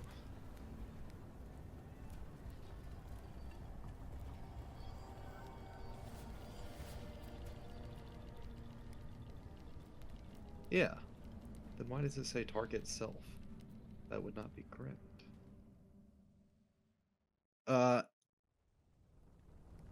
I am only able to do so much when it comes to my bonus action and how far away I am. So I think ensnaring strike works in this case. Okay. As you hit the target, grasping vines appear on it, and it makes a strength saving throw. A large or larger creature has advantage on this save. On a failed save, the target has the restrain condition until the spell ends. On a successful save, the vines shrivel away and the spell ends. While restrained, the target takes 1d6 piercing damage at the start of its turns. The target or a creature within reach of it can take an action to make a strength athletics check against my spell save DC. On a success, spell ends. But it says range self, target self. That doesn't make sense because why would I target myself? No, I think it's range self, like you're targeting your own shot before it leaves you, is the only way that would make sense. So basically we're treating it very similarly to the lightning arrow that you did earlier. Yeah, that's how I thought. Okay, gotcha. Oh, I'm sorry, one sec.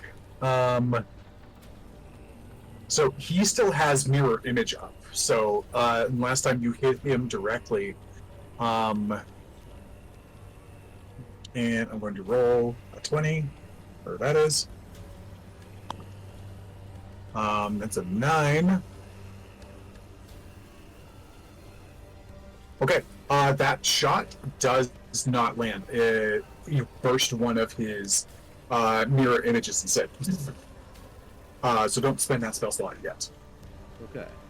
How many are left? 2. That was the first.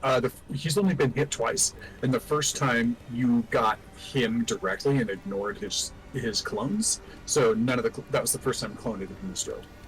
All right. Well, better to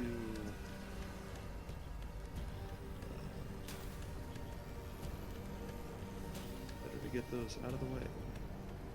We'll do another.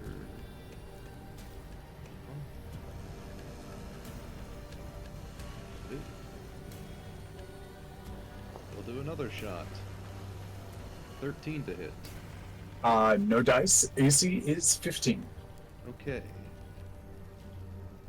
All right. Well, can't use any bonus actions then. Actually,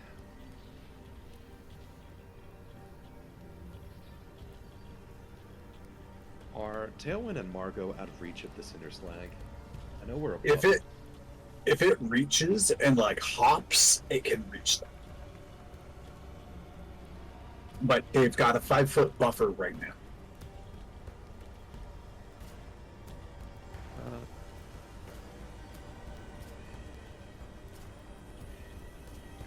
Question while he thinks, Morgan. That slag is landed, right?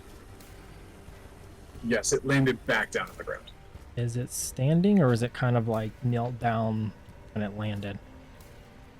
No, it like it dug through, it jumped and like took 2 swings of falling and like kind of landed and kind of like got back up to its crouching form. So it's kind of like, you know, in WoW rules, it's like back in its idle animation. So metaphorically, how tall is it? It's about 8 feet.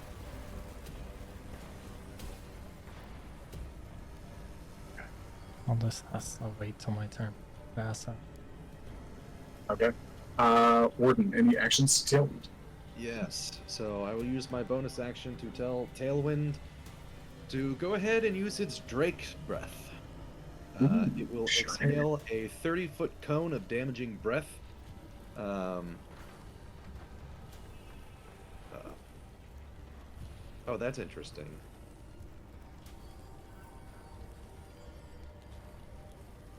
Let's do. So I can choose a type for it, whether or not it's actually connected to my Draconic Essence. So even though it's a lightning dragon, I can shoot acid. I'm gonna have it shoot. Actually, I'm gonna have it shoot cold. See if that does anything to the fire guy. So each creature in the corner makes a dexterity saving throw against my spell save DC. And if they fail, they take 8d6, or half as much on a successful. Where are we going? Nope, that's a failure. That is a failure, so let me just click 1, 2, 3, 4, 5, 6, 7, 8. 8d6, what I just said. That was 8d8, silly. 1, 2, 3, 4, 5, 6, 7, 8. Alright. Since it failed, it takes 24 cold damage. Okay. And then, because movement speed, I'm going to go ahead and have us raise another 20 feet if Margot is okay with that. Absolutely. Okay. At this point, if we fall, then, well, if you fall, good luck. Hopefully Yes, that you guys does not are happen. No at force pushing, please. 35 feet. Okay, so you guys are getting out of range there. Dro, you are up. Fuck. Oh. You countered me, but you also countered your friends!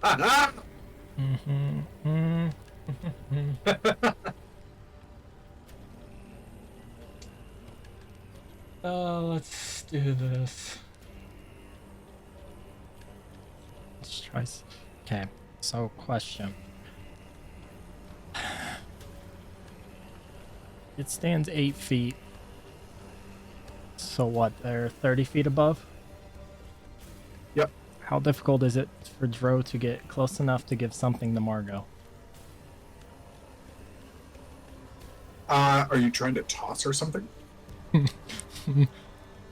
Probably not. Because we lose this, that's a problem. Are you talking about handing something to her? Or giving her a boon from 30 foot away? Or what's the deal? Giving her something for her to use. Okay.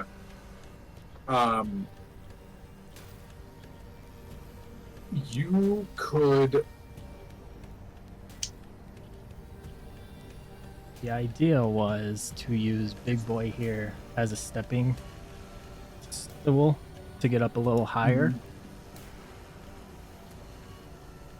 Oh. Also, thank you for the reminder, and I have not been doing this yet. I think it's only applied to like Yaslin one time. Dro, you take 5 points of fire damage, reduced down to 2 just from being near this thing because it's fucking hot. That's fair. I was reading it again. It's like, oh, I forgot its ability. I think it really would have only applied one time when Yaslin started her turn last time.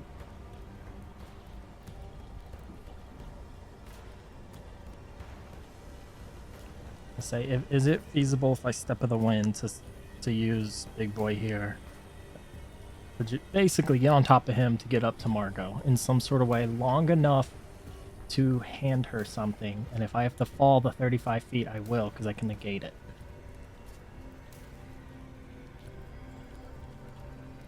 Step of the Wind, new version, it increases your jump speed, or jump distance, doesn't it? Yeah, so if I use my last key point, I can take the disengage and dash, and my jump is double. Gotcha. So, okay, 60 feet, so you've got 120 feet of movement to work with.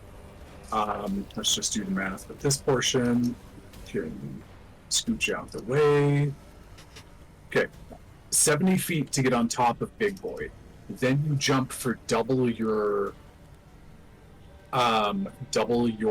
strength score. Actually, yeah, this is double your strength score 32 with the new version. So 32. Yes, you can do it. You'll take an attack of opportunity when you jump off a Big Boy, and you'll take damage from touching them. No, I won't, because speedy. At disadvantage. You'll take disadvantage. You'll take disadvantage, yes. But, okay. Watching Fireball here, Dro's gonna snap his fingers also when he runs up, and he's casting Create Water above Margot to fall on her, to put the fires out, and to fall on Big Boy here, to hopefully cool him off so when I put my foot on him, it doesn't burn my foot. Okay, that's sweet. I'll allow it for a moment. Go ahead and cast your spell.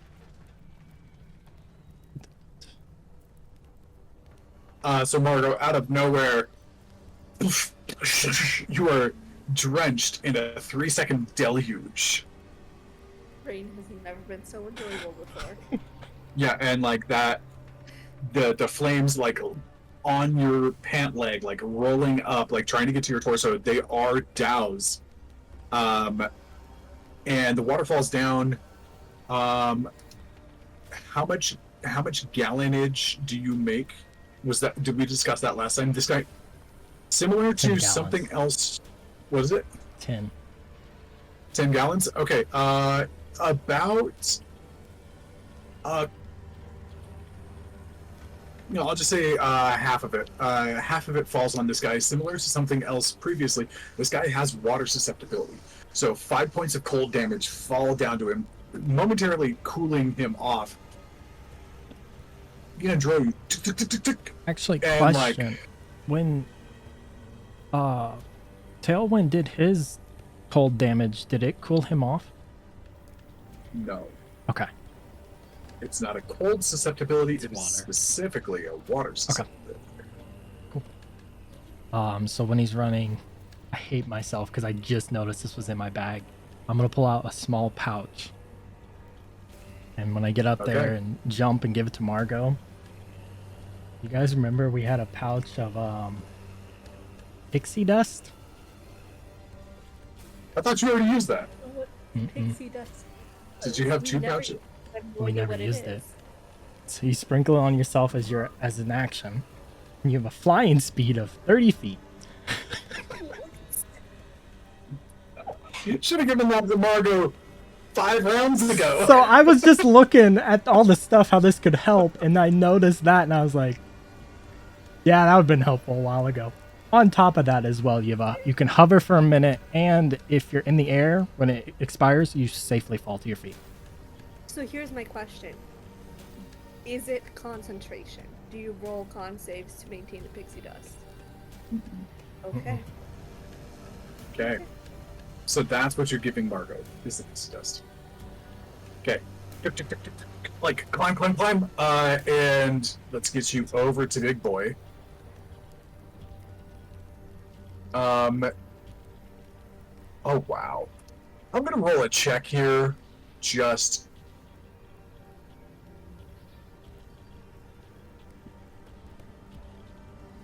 Really, I'm gonna roll a check for Abitramaz to see if he can calculate what you're doing and try to issue a command fast enough.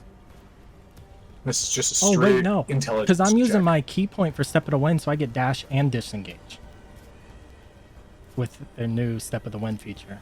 I'm blowing my last key point to do gotcha. this. Okay, you got a natural 1 on his intelligence check, so you're moving so fast. He's like, "What the?" And he was going to try to like instead, if he rolled high enough, he was going to say he's going to tell the creature to grapple you instead of attack you. So you couldn't go anywhere, but in this case, it's just getting the attack of opportunity because he didn't get any like mid-flight commands. Let's see here. Not with disengage, right? It doesn't get a Yeah, it wouldn't get an attack of opportunity with disengage. That's right. Okay, so this is nothing. So it's so fast. There's nothing happening. What do you say? You are like in the air, like In the air, just holding out to Margot. Sorry, dump this on yourself, and just hands it to Margot. Margot, give me a dexterity check. Just because like you're surfing on tailwind and you're trying to reach 5 feet below your own feet without falling off. Because Dro doesn't quite have enough movement to like get up like face to face and be like, here. He's still 5 feet below you. Great. That's great. 9, it's fine. The DC wasn't that high, but if it was like maybe a 4 or below, you might have like been like holding on to tailwind. Okay, cool. So yep, that happens. Hands it off. Dro, you fall back down. You land next to the big boy. I was just gonna look over at Yaslin. This guy. Okay. Yaslin, you are up next. Yaslin, you take 4 points of fire damage from starting your turn near one of these big hot messes. Ah, nice, lovely. I'm gonna scooch myself on over here. Okay, and they are in bunker mode. There's no attack of opportunity here. They're not trying to attack you. They are fully focused on covering Bloom. Interesting. Alright, I'll take her swings. I'm going to rearrange here. Just because right here is like the wall. So Dro's not in the wall. So this area here is like the footing zone. Okay. I mean, I can stand on the wall with my feet in. You can still, I mean, because he's a large creature, I'll still give you advantage. I'll still give you Okay. flanking for where you're at. Okay. You could also, oops, not too far. You could also sit here for flanking. Okay, I think I want to be a little. Not. That's just in case they change their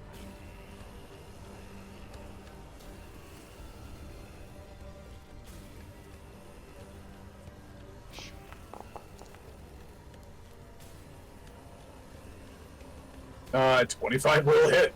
Go for it.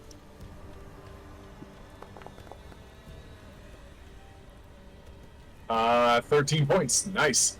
All right, you cleave off like a huge chunk, like of like one of its back legs, like kind of like below the knee, and it's just like a little bit crooked now.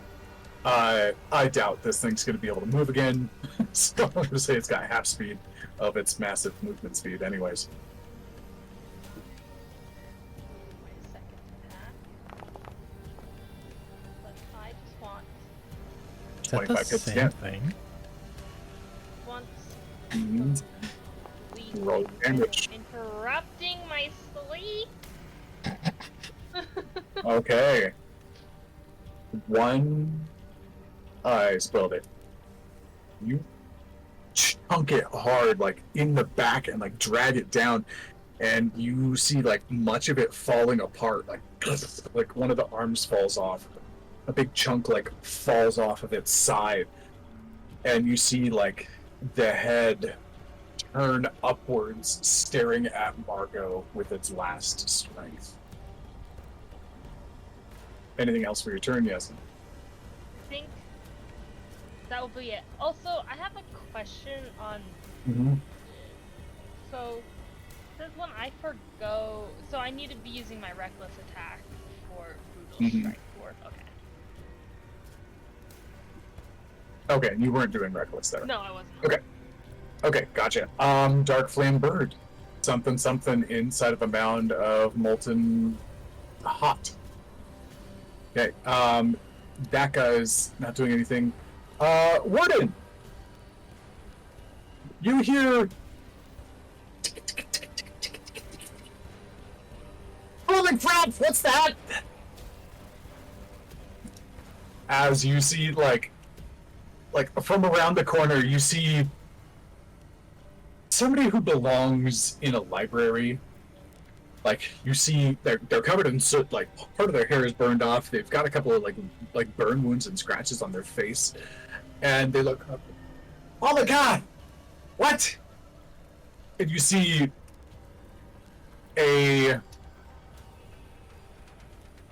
what you could only describe as a fledgling wizard come up and look over at you. What are you? That's racist.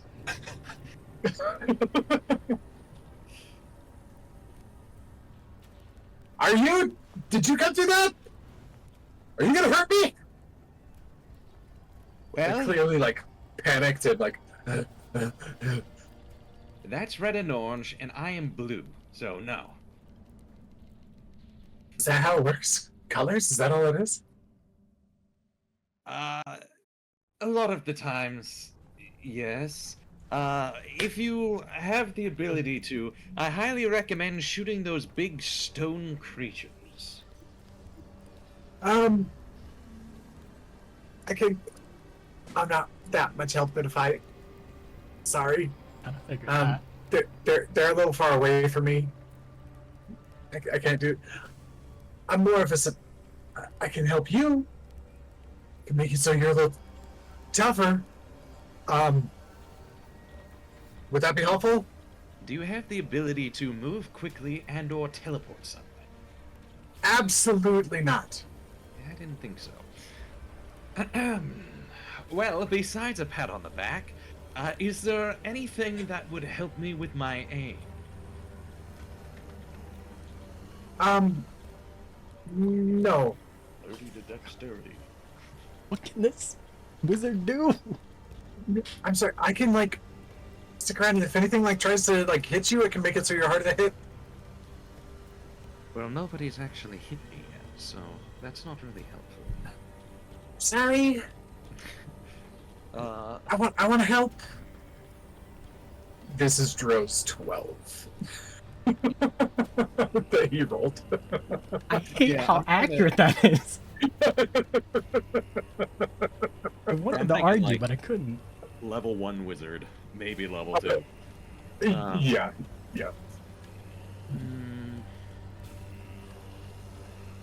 Like the only offensive spells she has is Firebolt. That's not helpful. It's really not.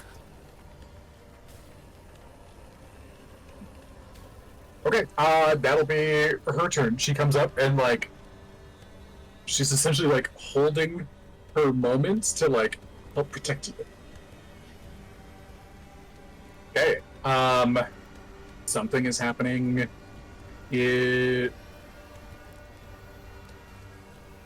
Yaslin and Dro, give me perception checks.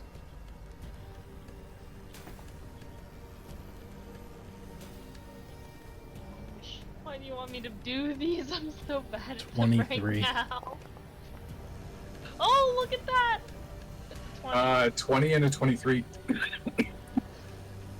Yaslin, you notice this more than Dro. No.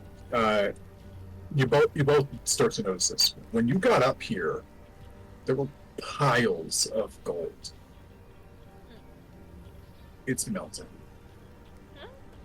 and slithering underneath the rock.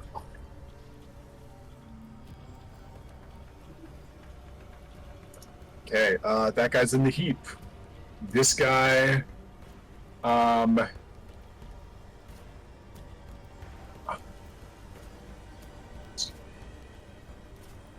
he's gonna move, and then how far away is he from Yaslin?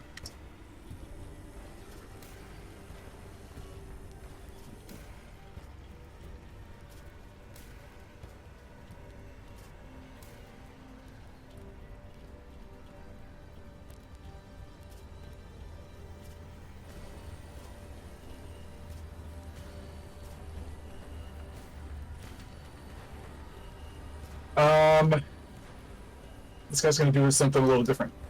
He's gonna dive into the building and do a dash.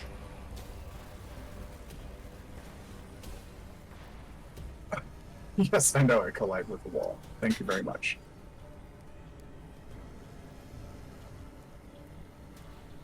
Warden, you start to see like down the sides of this building is just like it is glowing. It's just... This one's coming for you. Or it's coming down. You can try. Margot, Here you you go, are wizard. Here's your time. Quickly, cast Firebolt. I'm going to dust myself with fairy dust. Okay, I believe it takes an action to It does. administer that. Mhm.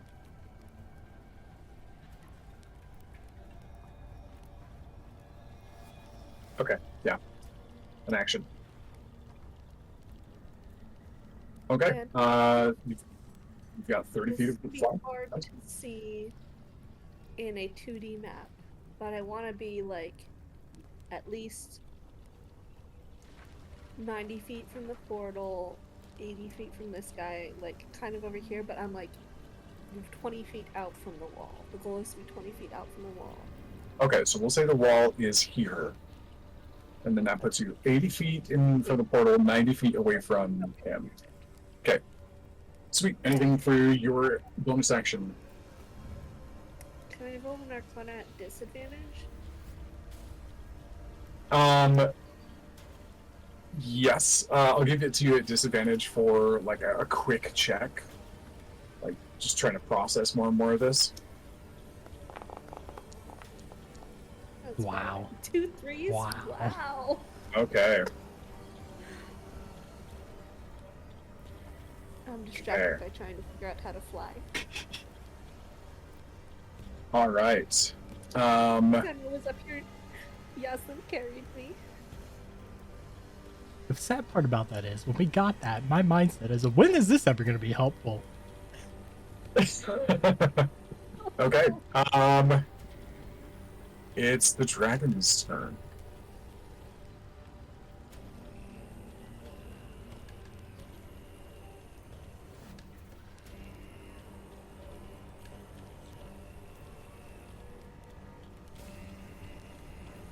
So either me or Warden rolled for the wizard to show up. Pretty sure it's you. I think it was me. The 12.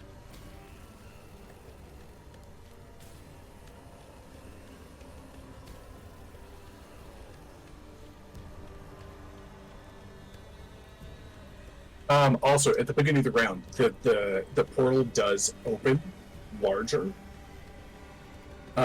It's just not large enough. You start to see like a couple of like arms like reaching through like some of the gaps, and maybe like a couple of like tiny like imp style creatures like squeeze out through a corner, like pop, and flutter away and like fall off into the city.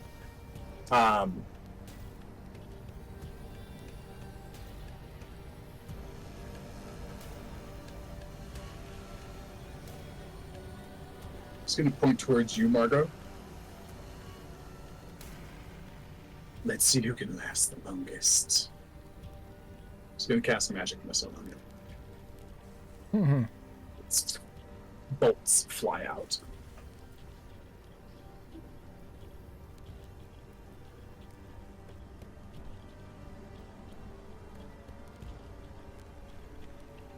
Do you react? I can't. Shield doesn't block magic missile. Nothing blocks Yes, it magic does. missile. Yes, it does. Does it? Since when?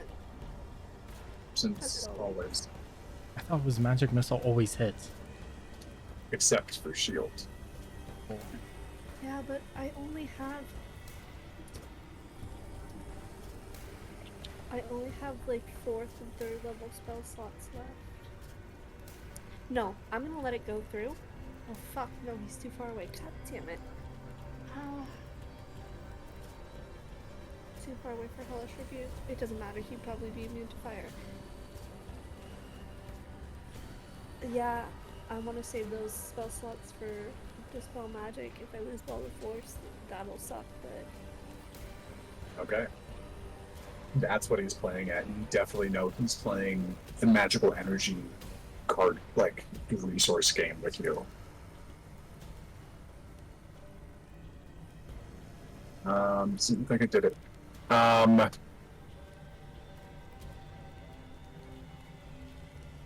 Okay, so 4 plus 1.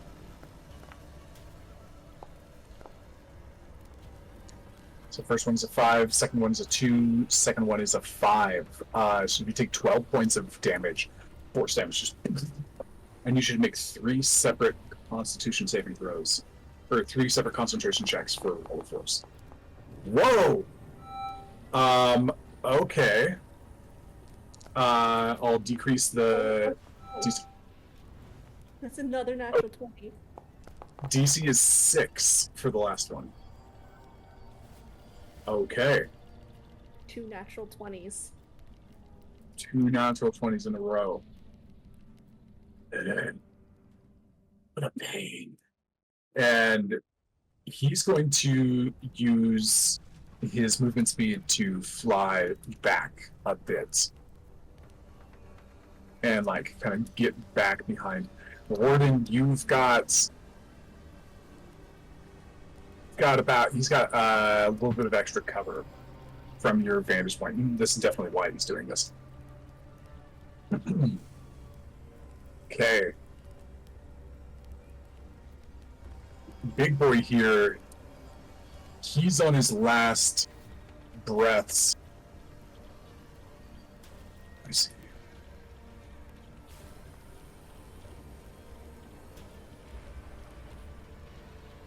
He looks up at Margot. She's too far away.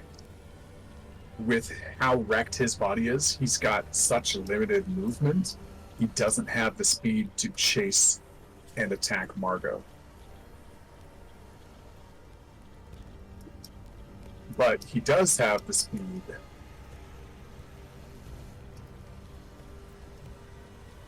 Let's see here.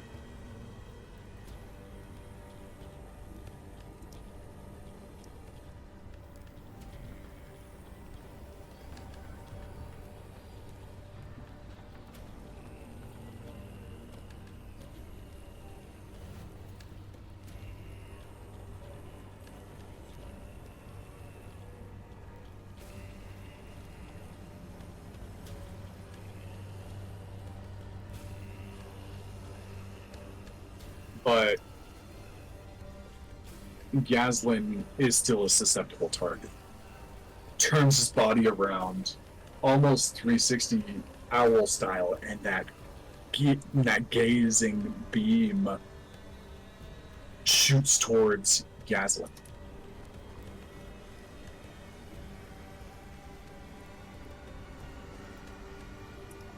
So this is a ranged attack.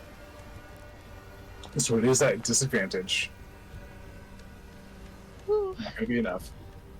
Yaslin, you see this beam coming in, you dodge off the side. And it uses the last of its movement to do a belly flop style move on top of you. It's gonna use its what is it called? Molten form to come in one more time. Wait, why did I do that? Oh, because I said it was already gearing up its eye shot. So, oh, well, that's 6. Dro, you are welcome to take an attack of opportunity as your reaction, but like its like towering form is falling on Yaslin, whether or not you kill it. Oh, natural 20?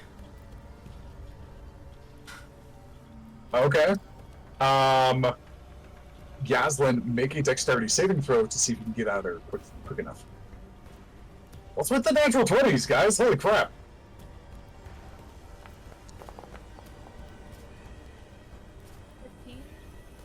15, okay. That's good enough. It's gonna get close to you. It's not restraining you, but just like the heat of it. Okay, for the natural 20 and a good dex save, you take like 2 points of damage. And like as it like falls around you, you back up. It burns you slightly, but it's gone.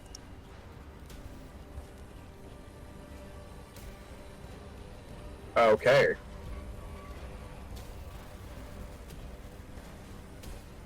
As you guys are focused up here, Dro, this thing turns around and you see it start to move. You cut it like down below, essentially like where its tailbone would be at an angle, and it kind of like falls towards you backwards rather than forwards towards Yaslin. And you can see her now past the rubble of this thing. It's like, hey, all right. And where do you look next? Do you look up? Do you look to the mound that holds Bloom? Yeah, towards Bloom. Towards Bloom. Okay. Your passive perception's pretty good. 17.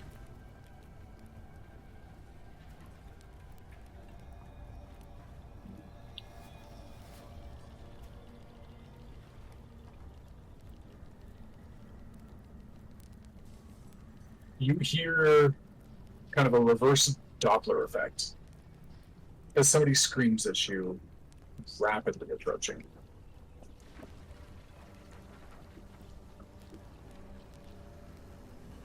From what direction? From kind of this northeast position. Okay. I knew I'd find you here, you deaf boy! As Randar is flying and like speeding in, he's got 40 feet of movement speed, and he gets to about here. So he's approximately the same height as where he's a little bit above where Margot is. Wait, he's and that's his flying? turn as he's flying. He has fly speed. He's always had fly speed. This man can reverse gravity, remember? Okay, that's fair. As he dashes in, this was known as 88. It's like, I see the portal, but what the hell is going on?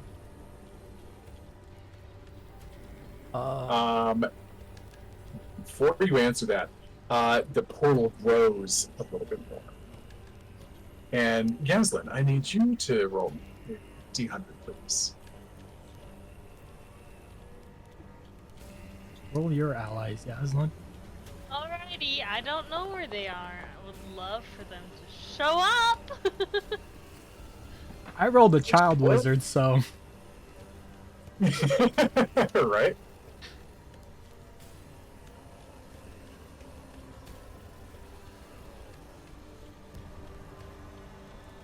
I don't know.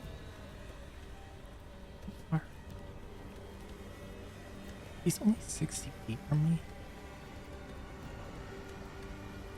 How far did this man move? Like 300 feet in the round? This is a scary 80 small feet. man. This is just where like how far you guys noticed him. But he's been Superman mode for like probably 4 or 5 rounds by now. Just like flying as fast as he can with his dash. Okay.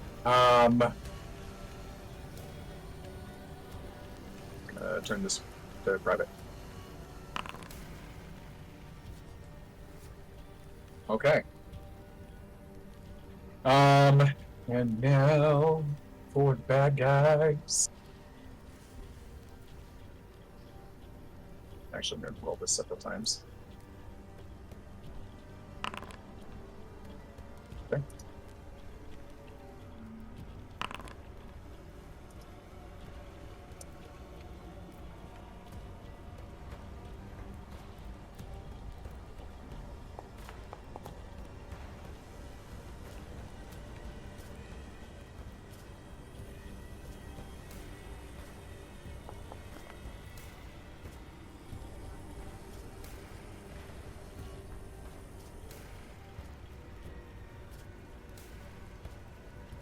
Okay.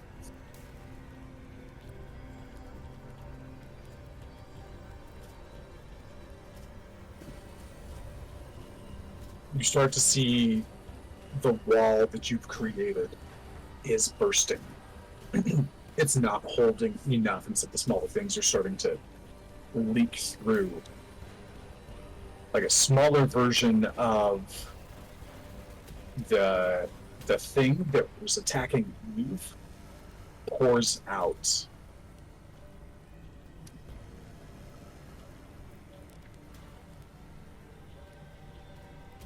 Oh, excuse me. Nope, those guys are huge. Those guys are big. Never mind. Random table says nothing is coming out yet, but you see several. You see so far about 4 pairs of smoky, ashy arms sticking through and trying to come through. Based on the size of the arms and like parts of the heads and like the shoulders that are trying to come out, like all of them trying to like force their way past. You're seeing maybe that'll get out next round.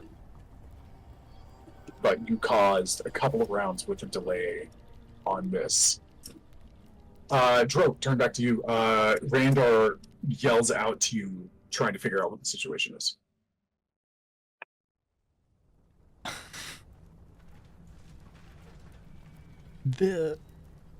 He's just pointing up to whatever his face is. I don't think we actually know his name. You don't know his name. It's just this golden dragon. Very quickly, Margot's fighting him. We're fighting something. I'm guessing we can tell someone's starting to heal with the gold going under. Probably. And then he's going to point in front of him and Yaslin.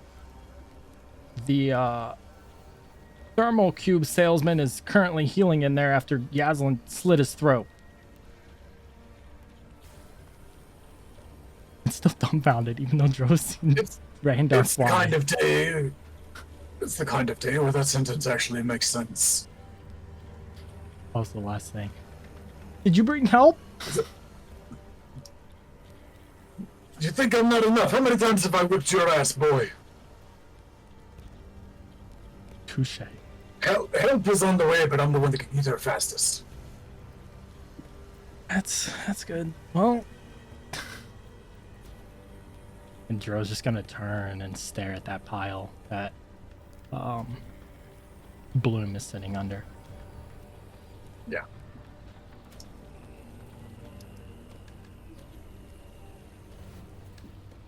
And you see the mound begins to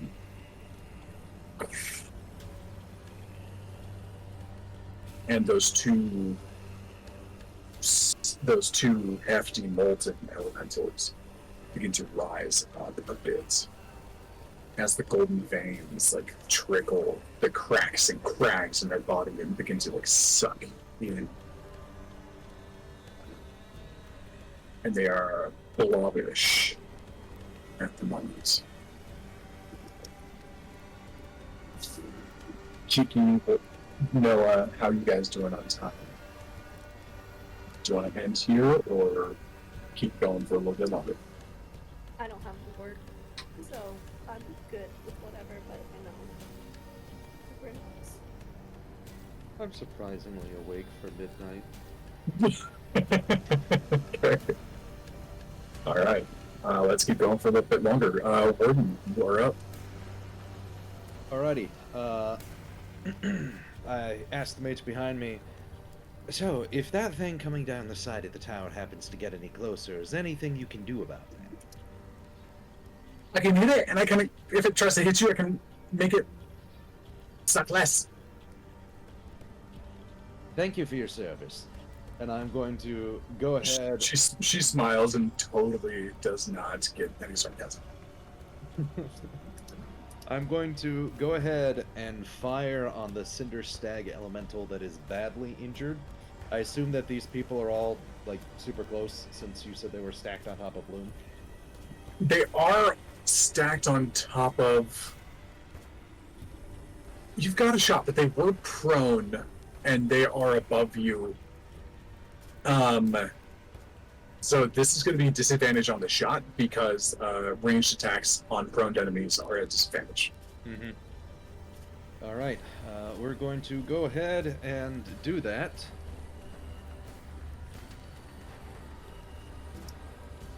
Disadvantage. Alright, disadvantage, 14 to hit. That's a hit. Armor class is 13. Nope. Wait, what? I was thinking of the wrong thing. Just misses. Armor class is 15. Alright. Well, I disagree.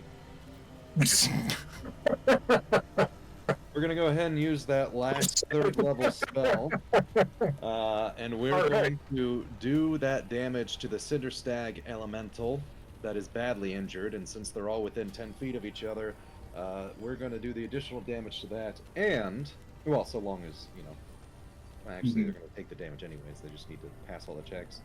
And from there, hopefully that gives Bloom a death fail, or a death save fail.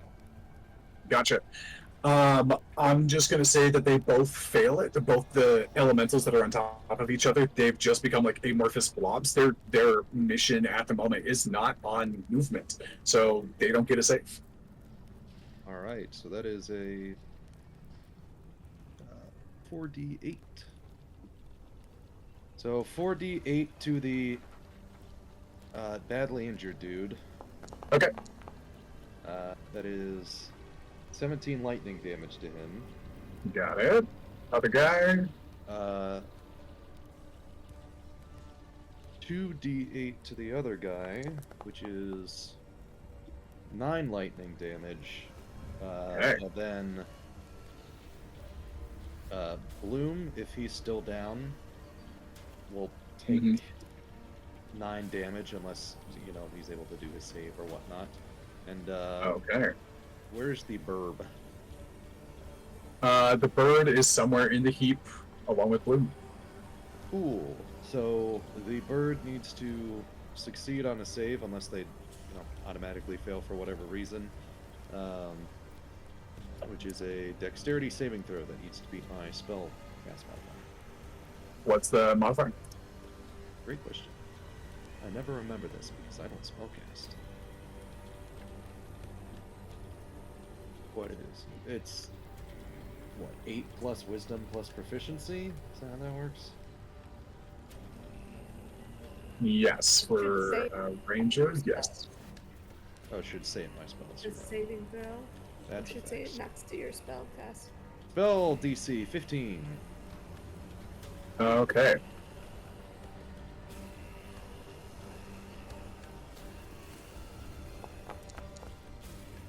Question mark, question mark, question mark. Okay, got it. You said 15? Yeah, yes.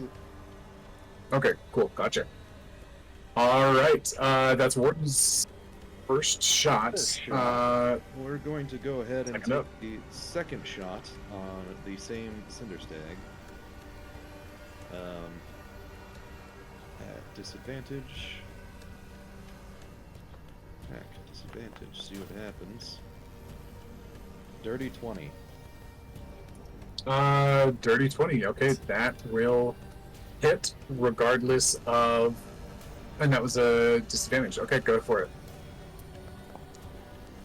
Alright, that is 10. Okay, 10 more points. Got it. Not quite enough.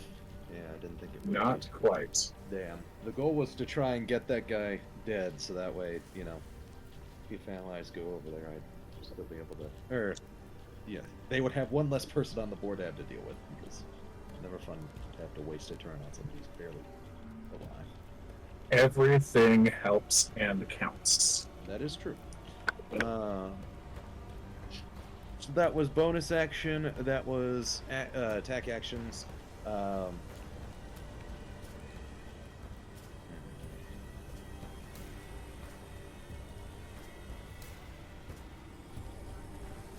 Let me look my turn order. When does that person go? That person goes where I go. Alright. Born's gonna turn to the scholarly agent and say, make sure that you stay behind me far enough. Do not try to get in front of the flag as it gets closer to us. Okay. And from there, that goes into Tailwind, which Tailwind cannot use any actions because I've used a bonus action. Instead, what Tailwind is going to do is go ahead and move. And this is where I was trying to decide for this entire turn and still haven't made the decision because I don't really know. Okay, gotcha.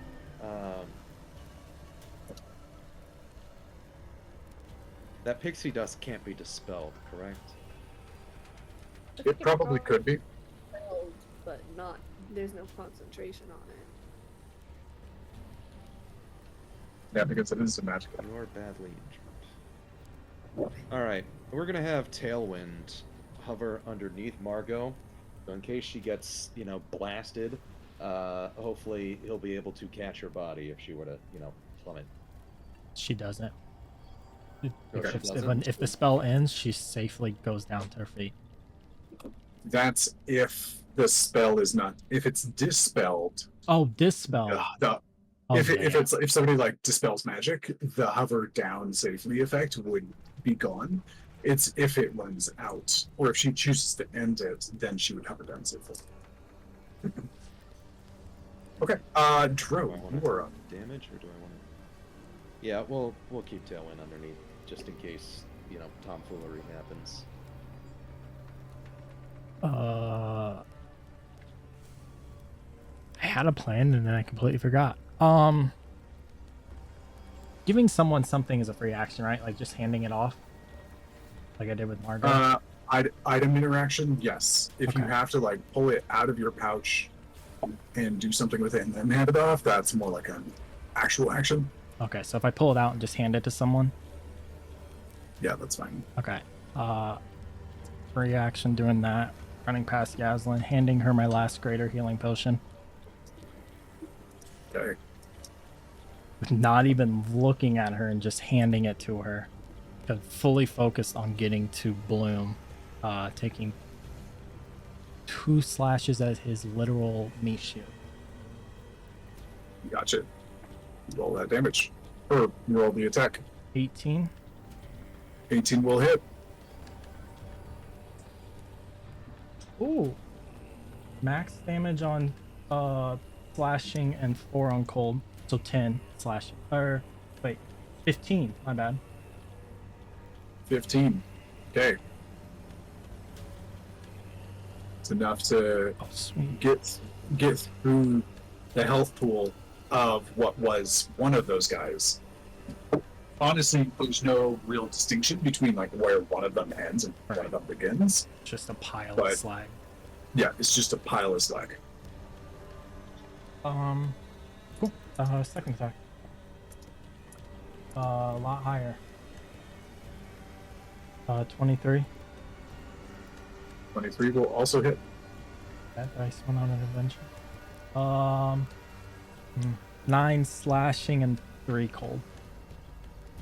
9 slash and 3 cold. Okay. And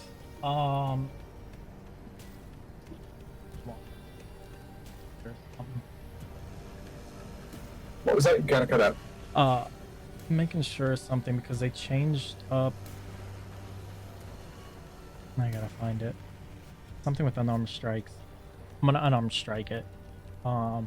Okay. But if I'm correct, instead of it doing just normal magical bludgeoning, I can decide to have it do force damage.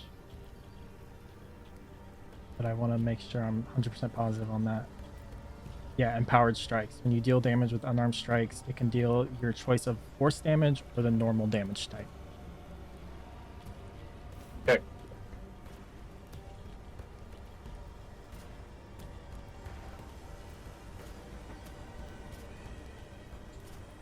Uh, 20, 30, 20? Is that right? 21. 21. 21 points of force damage? No. To hit. To hit. That'll hit. Jeez. That would be broken. Strong fist. Holy crap. Oh, max damage on the fist, though. So, 13 force damage. 13. Okay.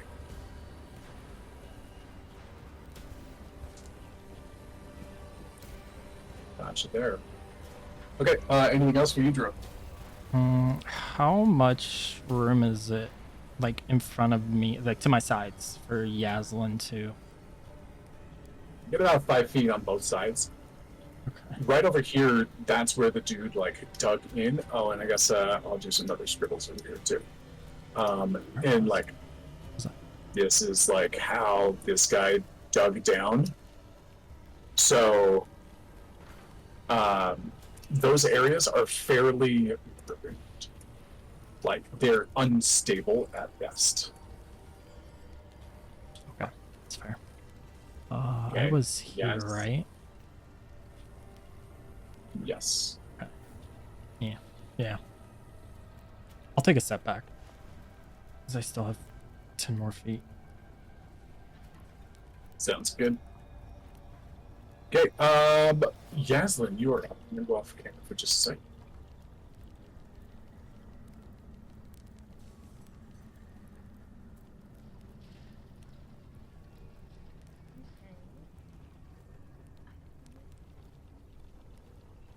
I've just been given a potion Greater healing. of greater healing. But I mean, I could also attack. Well, isn't it bonus action to drink the potion? Is it a bonus action to drink the potion? I don't think so. Utilize is an action. Wait, I thought they changed it officially in 2024 to what most, because most house rules are it's a bonus action to drink a potion. I mean, I would love to bonus action drink this potion with how much HP I have right now. I'm looking worse than this rock. Because every house rule I've had has been a bonus action to drink potion, but I think they just officially changed it as well. I'm trying to find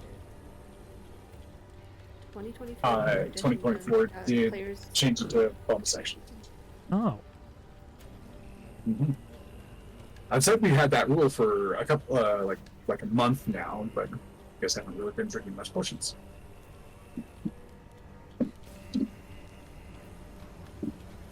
Okay, so guys, you can chug that potion. Oh, nice! I'm gonna chug it. What's the I think it's like 4D. Hold on. 44? Okay, Yeah, 4D4 plus 4. let's go. Wow. Ooh, that was good. Okay, I feel so much better already. Even though it still says I am very badly injured and near death.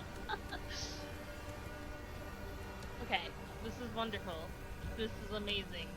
Yaslin comes up and she swings at this thing. Okay, sounds good. Go ahead. Please? Let me make sure I can.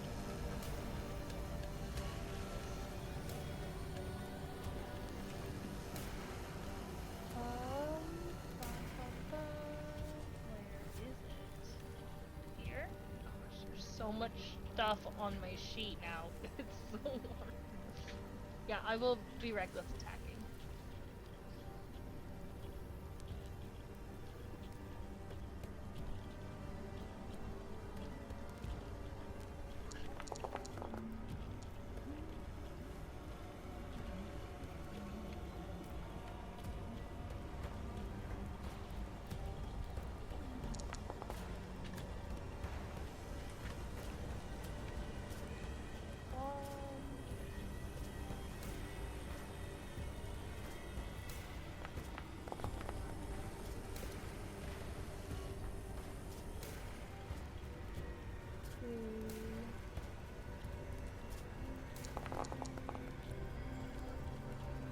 Yes, that's the hits. Okay, 15 points of damage.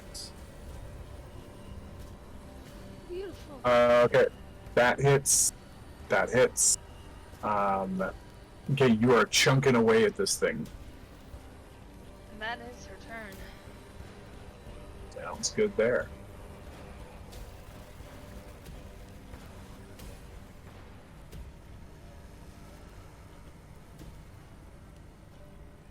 Okay.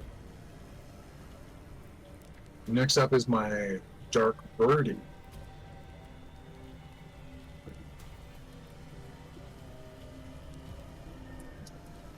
It's going to take this opportunity to pop out of whatever remains in this shell. Like, kind of spurts out the backside. Okay. Just this high-pitched screech. And you see it, like, it flaps its wings, and you guys feel like another gust of, like, heat, like flesh, like, fly out and meet you. And you see its eyes beginning to burn up. And it, between the both of you, it goes, and like its eyes shoot out this, like, it's these cinder hulks, they had like a kind of like this I-beam ability, but it was definitely like a wave of heat. This is a wave of pure brightness brought on by fire. It is going to attack both of you in a line. Oh boy. This got hurt. Yeah, I'm like, oh, I don't think I'm gonna like this. Mm-mm. Just Glad I- confirming, Bird Boy did not take any damage from the electricity. Nope, he dodged. Okay.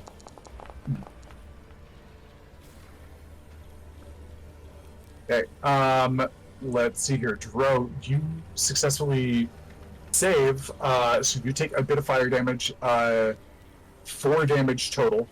0 evasion, and- right? 0 with evasion, yes. Just ridiculous ability. It's the only thing saving me, Morgan. I know. Yaslin, you fail, and you are Oh, in the I process. have advantage. Let me. It didn't. Oh, go ahead. Oh no, I still fail. I'm pretty sure. That's the That is same the thing. This is the same roll. Yaslin, you take more damage, so you take the full 18, and you are blinded until the end of your next turn. Oh. Oh. Yep, that's it. Time to move away from Yaslin. You're like walking in the parking lot, and then like you turn your head to look at somebody who's shouting incomprehensible things, and then it's like as you're walking, the gleam like comes off of a parked car and like gets you right in the eyes. It's like, oh, I can't see anything. That's essentially what's happening right now. So you are blinded. There is actually a status for this somewhere. There we go. Blinded. Intro's like, it's time to move away from Yaslin. Takes a step back. Okay, scholarly agent. She's like, do you want me to help you, or do you want me to attack? It needs to come a little closer, but I can.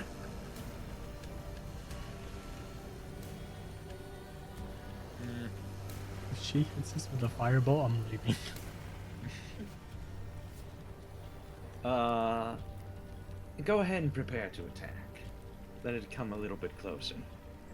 You got it! Hopefully she understands what readying an action He means. is absolutely hitting this thing with a fireball. If she kills this thing, I'm done. Mm-hmm. She's the one that gets the kill on this. Okay. Just cast Next wish. up is. By the way, I found this wish scroll on the ground. I wish this enemy was no longer alive. God damn it, that's what you use it on? Right. But you have to specify now. I wish it's no longer alive. Now. Bloom's turn. The pile stands up. And you see the same shape of his body with the kind of like wide-legged goat's visage, that kind of like tail, the broad shoulders, even the horns. But where everything used to be just essentially like a pure gold, it's like he's donned an armor made out of the remains of this cinder slag. You know he's going to be tougher to hit. And he's emanating heat like they did. And he has formed Voltron with his minion. Of course he has a face too. Of course he has a face. Why wouldn't he have a face too? You guys are the ones that rolled to give me 4 cinder slags that could like morph their bodies. Okay. First of all, he's going to use his bonus action.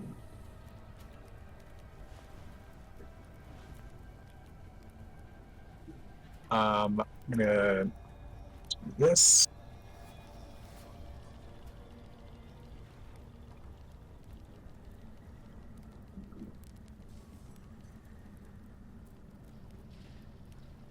Okay, I'm just gonna take the cinder slag out, and I've moved basically like what's remaining of it into temp HP and such on Bloom. First thing, he's going to look at Yaslin. Yaslin, you hear the moving and grinding of stone, and you feel a pressure on your chest. Oh no. This is going to use his bonus action for Betrayal of Riches. And I need you to make a Wisdom saving throw at disadvantage because you were already cursed by him. That's a 7. Okay. I don't know what that means for you, but I don't think it's good.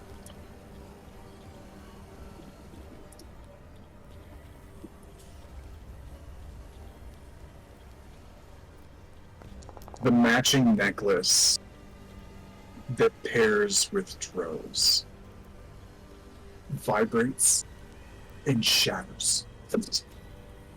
Oh. And you take 13 piercing damage as the shrapnel embeds itself inside of your chest. Yes, who's looking And let's see here.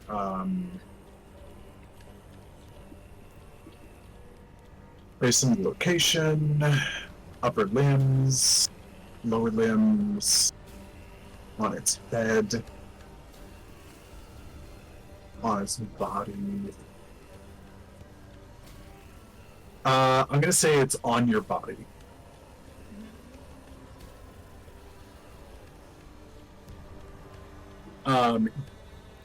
The location of the jewelry does different things based on when it's, well, like the location that it's like exploded on. Okay. Check, like body is vulnerability to bludgeoning damage.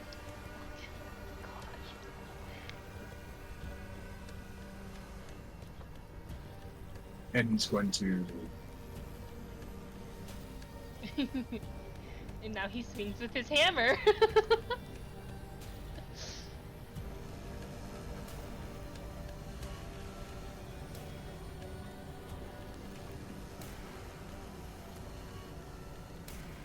Yeah. You can't see it. You can't see it. The new hammer, or the new flail, drops down from his body. And this time it's covered in molten cracks and golden veins and charred golden spikes that poke out the sides. He's coming up to you. You just feel him approach as the heat increases. He's going to take 2 swings at you with his golden flail. Gosh, I was joking. Oh boy. And this is advantage because you're blinded. Yeah, It's going to be a 24 to hit. that'll hit.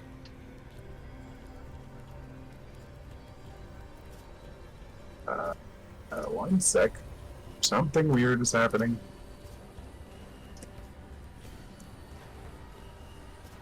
Once again, have to refresh my memory on what's versatile. Does he have versatile or not? Is the question. Your flail.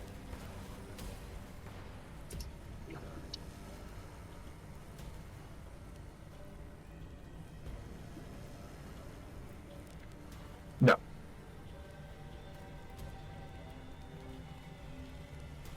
Okay. So versatile does not apply. Oh, how much damage is that? I mean, Yeah, no, that's you're out. unconscious. That is going to be double the bludgeoning damage for 26, and then an additional 16 on top of that for 42 points of damage total.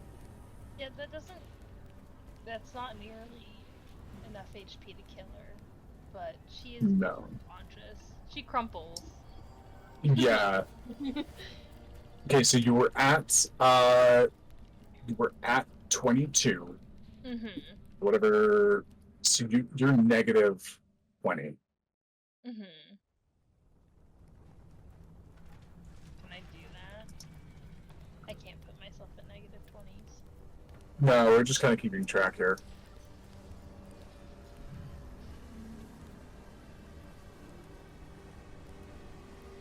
But you know the most beautiful thing is I'll be okay, I Maybe not. think. I think. As he swings the mace down, and like he's not looking at Yaslin, he's looking straight at Dro's face. Thump! Hits Yaslin's unconscious body for another. I'm gonna roll for it, and we'll just see what the damage is. Let's see here. Click, click, click.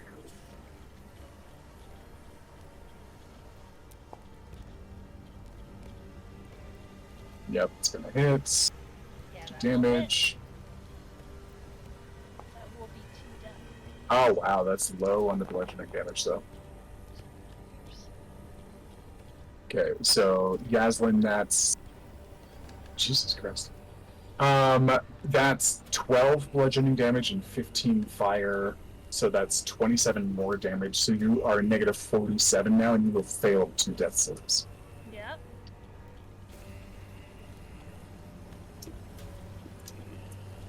And he's looking straight at Dro. Now, let's begin again.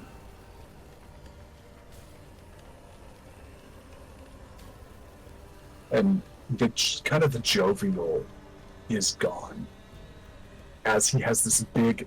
It's not golden. It looks like brown and broken and rusted, like this line across his neck.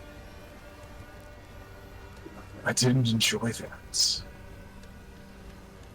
You won't enjoy this.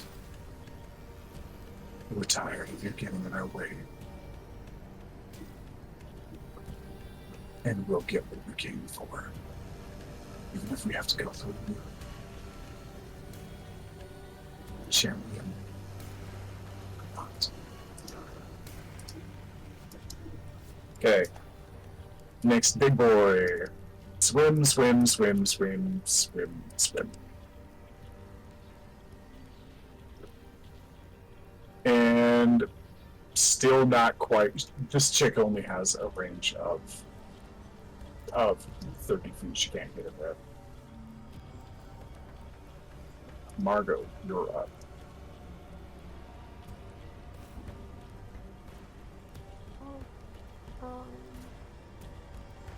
If Did we do? Sorry, real quick. Did we do an Arcana check that you asked for last time?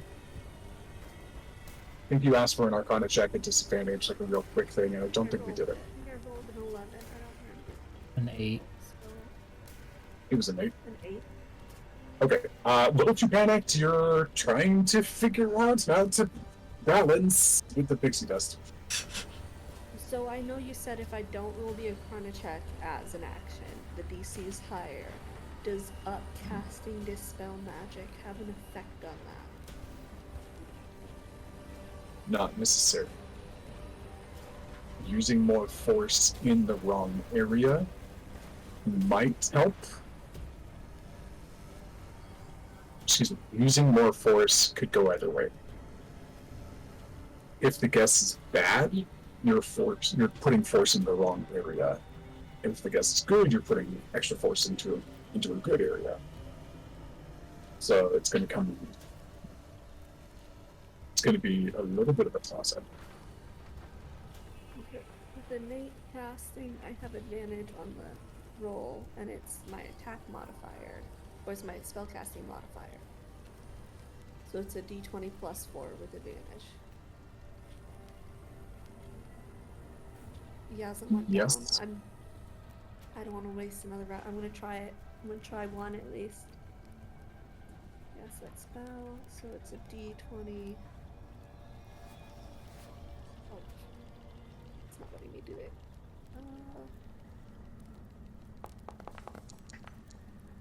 It's the first one. Okay.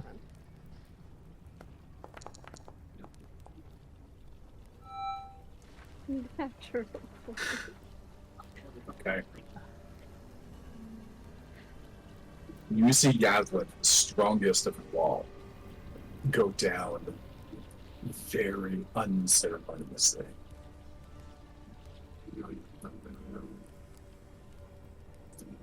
And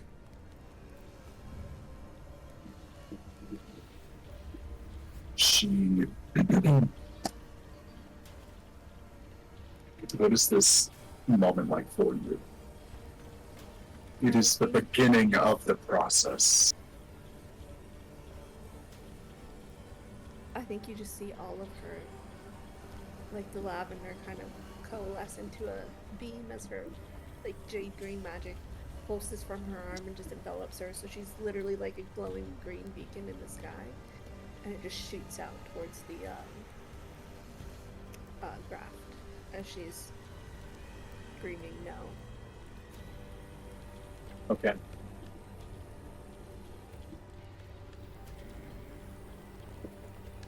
For a natural 20, heightens by your what's the ability called again? Your arcane Super Saiyan innate sorcery.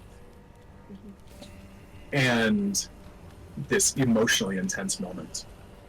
You blast it out and it hits the graft. You know from experience one really good shot is probably not enough to take this thing down. You start off with a hell of a salvo. Nope, left hand. Because you don't have Dispel Magic from your Warlock stuff. It hits it and you see cracks line up on this thing.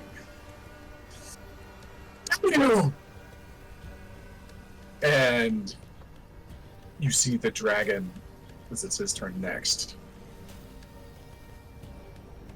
As you hit it, it's almost like you get some reverberation and you begin to understand this. You have go ahead and roll an Arcana check at advantage.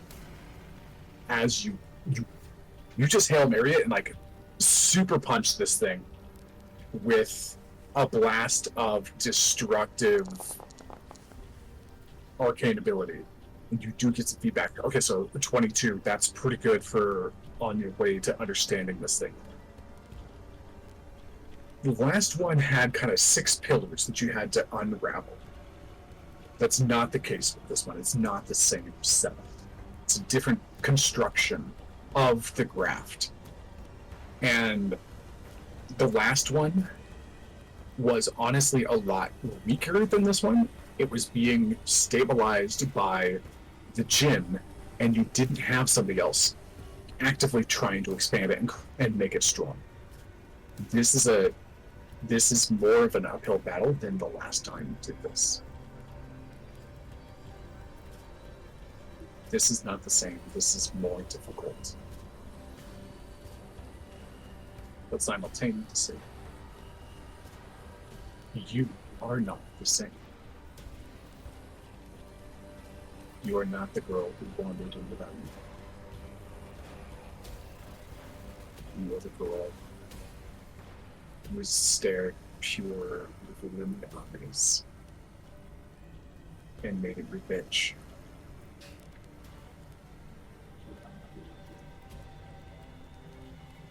You are harder. You are fiercer. There is more to you than there once was. There is also less of you in the softer ways. But the soft doesn't help right.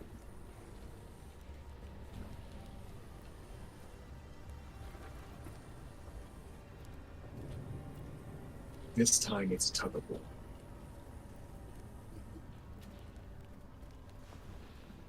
Can you outpace this other opponent and create enough cracks in this thing that it close before he can repair them or make them stronger and bring it out and make it overrun? Like bring the monsters out and make them overrun you. That's the question. You've made a hell of a first shot.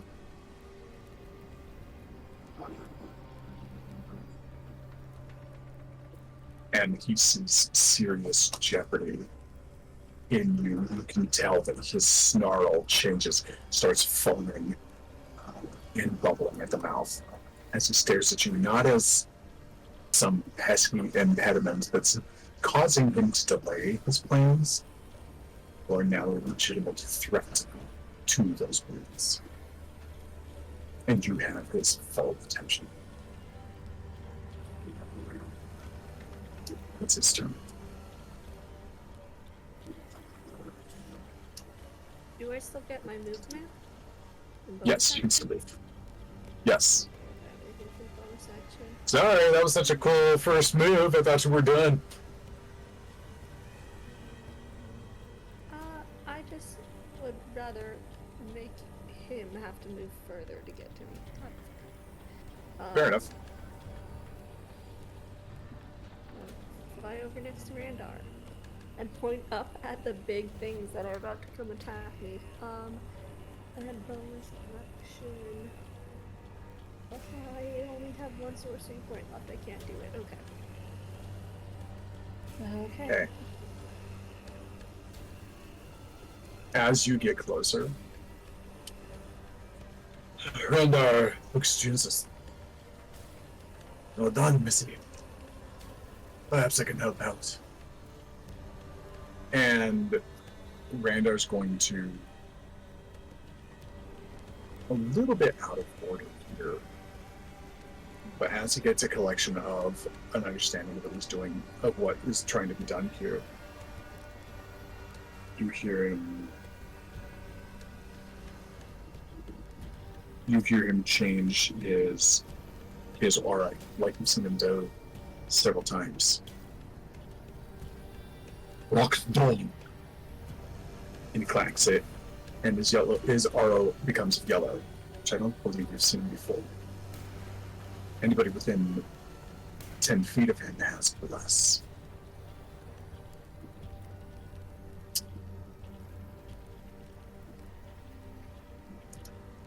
Okay. Pretty huge.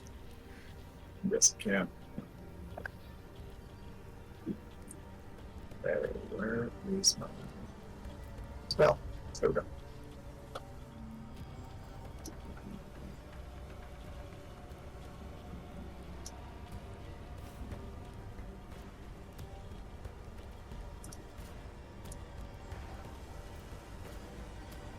Okay, yep, Margot, you do make him move. Music. How far away is this? He's got to go more.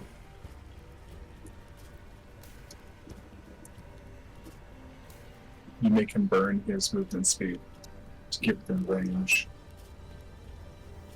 This has gone far enough. Just gonna upcast magic missile. Consume a 6th level slot.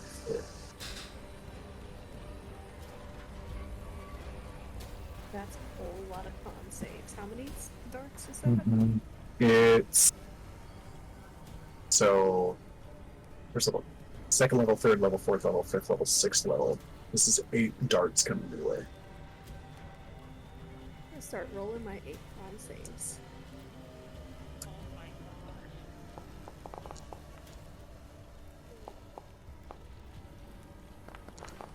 Oh, that's a natural 20.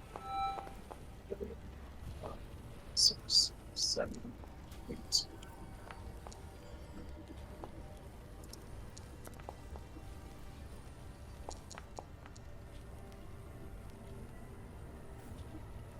Okay, time to math. 3, 14.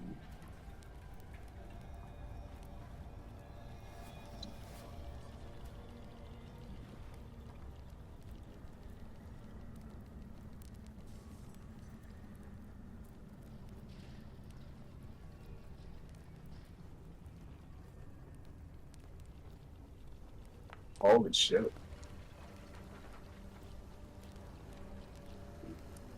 You succeed them all. I think I have one more. I'm not sure.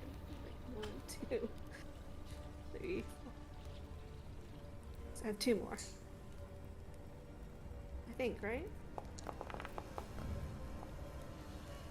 That's really good.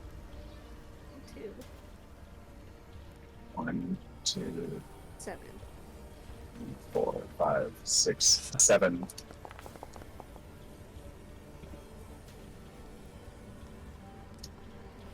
Okay, your formula's messed up though. Why? You've been doing a +4 instead of a +1 Oh, d4. plus a D4. Okay. Mm-hmm. So that one won't matter. Won't matter. Won't matter. Won't matter. Won't Well, I matter. don't think any of them will matter. No, the Or I have to get above You know, 10. even if we took a 4 off of it, each one of them, none of them are low enough to fail. Yeah. You're right, though. I was not thinking. Okay.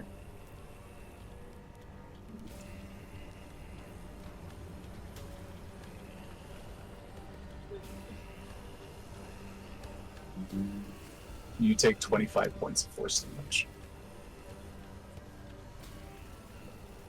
It's not looking good for Margot. Oh, you know what? welcome Fucking idiot. to Yaslin's life. It's fine. I'll wait till my next round. I have a health potion. I need to remember to take the freaking health potion.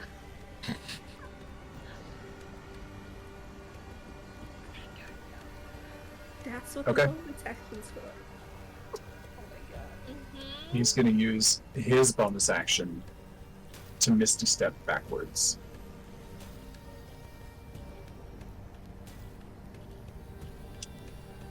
I have 11 HP.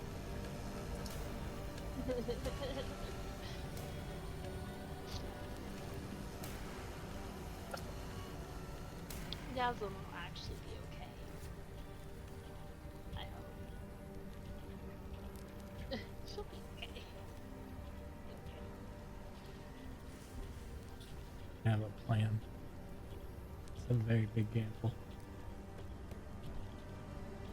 Randar's out of spell slots, essentially. Oh yeah, he burned a lot in that courtroom. Yeah, I did.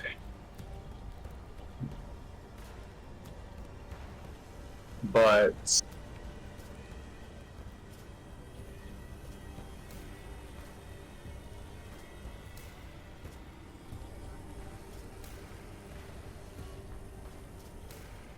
yes, that can't.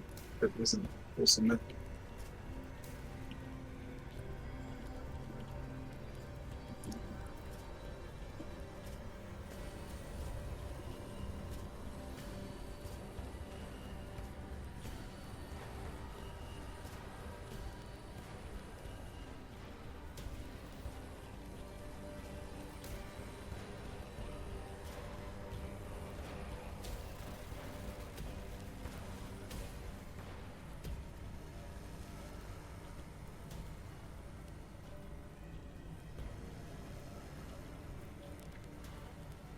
But he is going to burn all 3 of his legendary action slots to cast reverse gravity.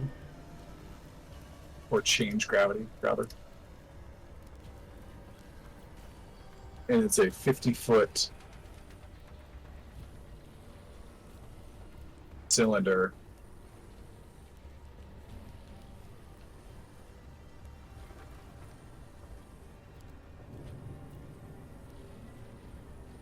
And he's going to cast it up top, and he's going to just lift everything up. So that even if they start to come out, they're just going to get yoinked straight into the air. And you see the dragon starts to get yanked up as well because his fly speed is... Sir! Damn it!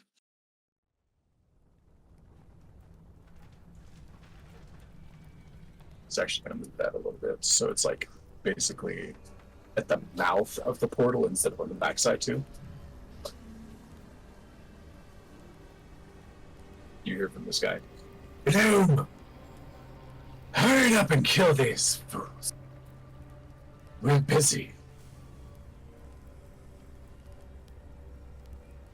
The others are waiting for us as we set this in motion. We have to prolong it. Okay. We're back to Warden down at the bottom. But I'm guessing now is probably the better time to wrap it up for the night.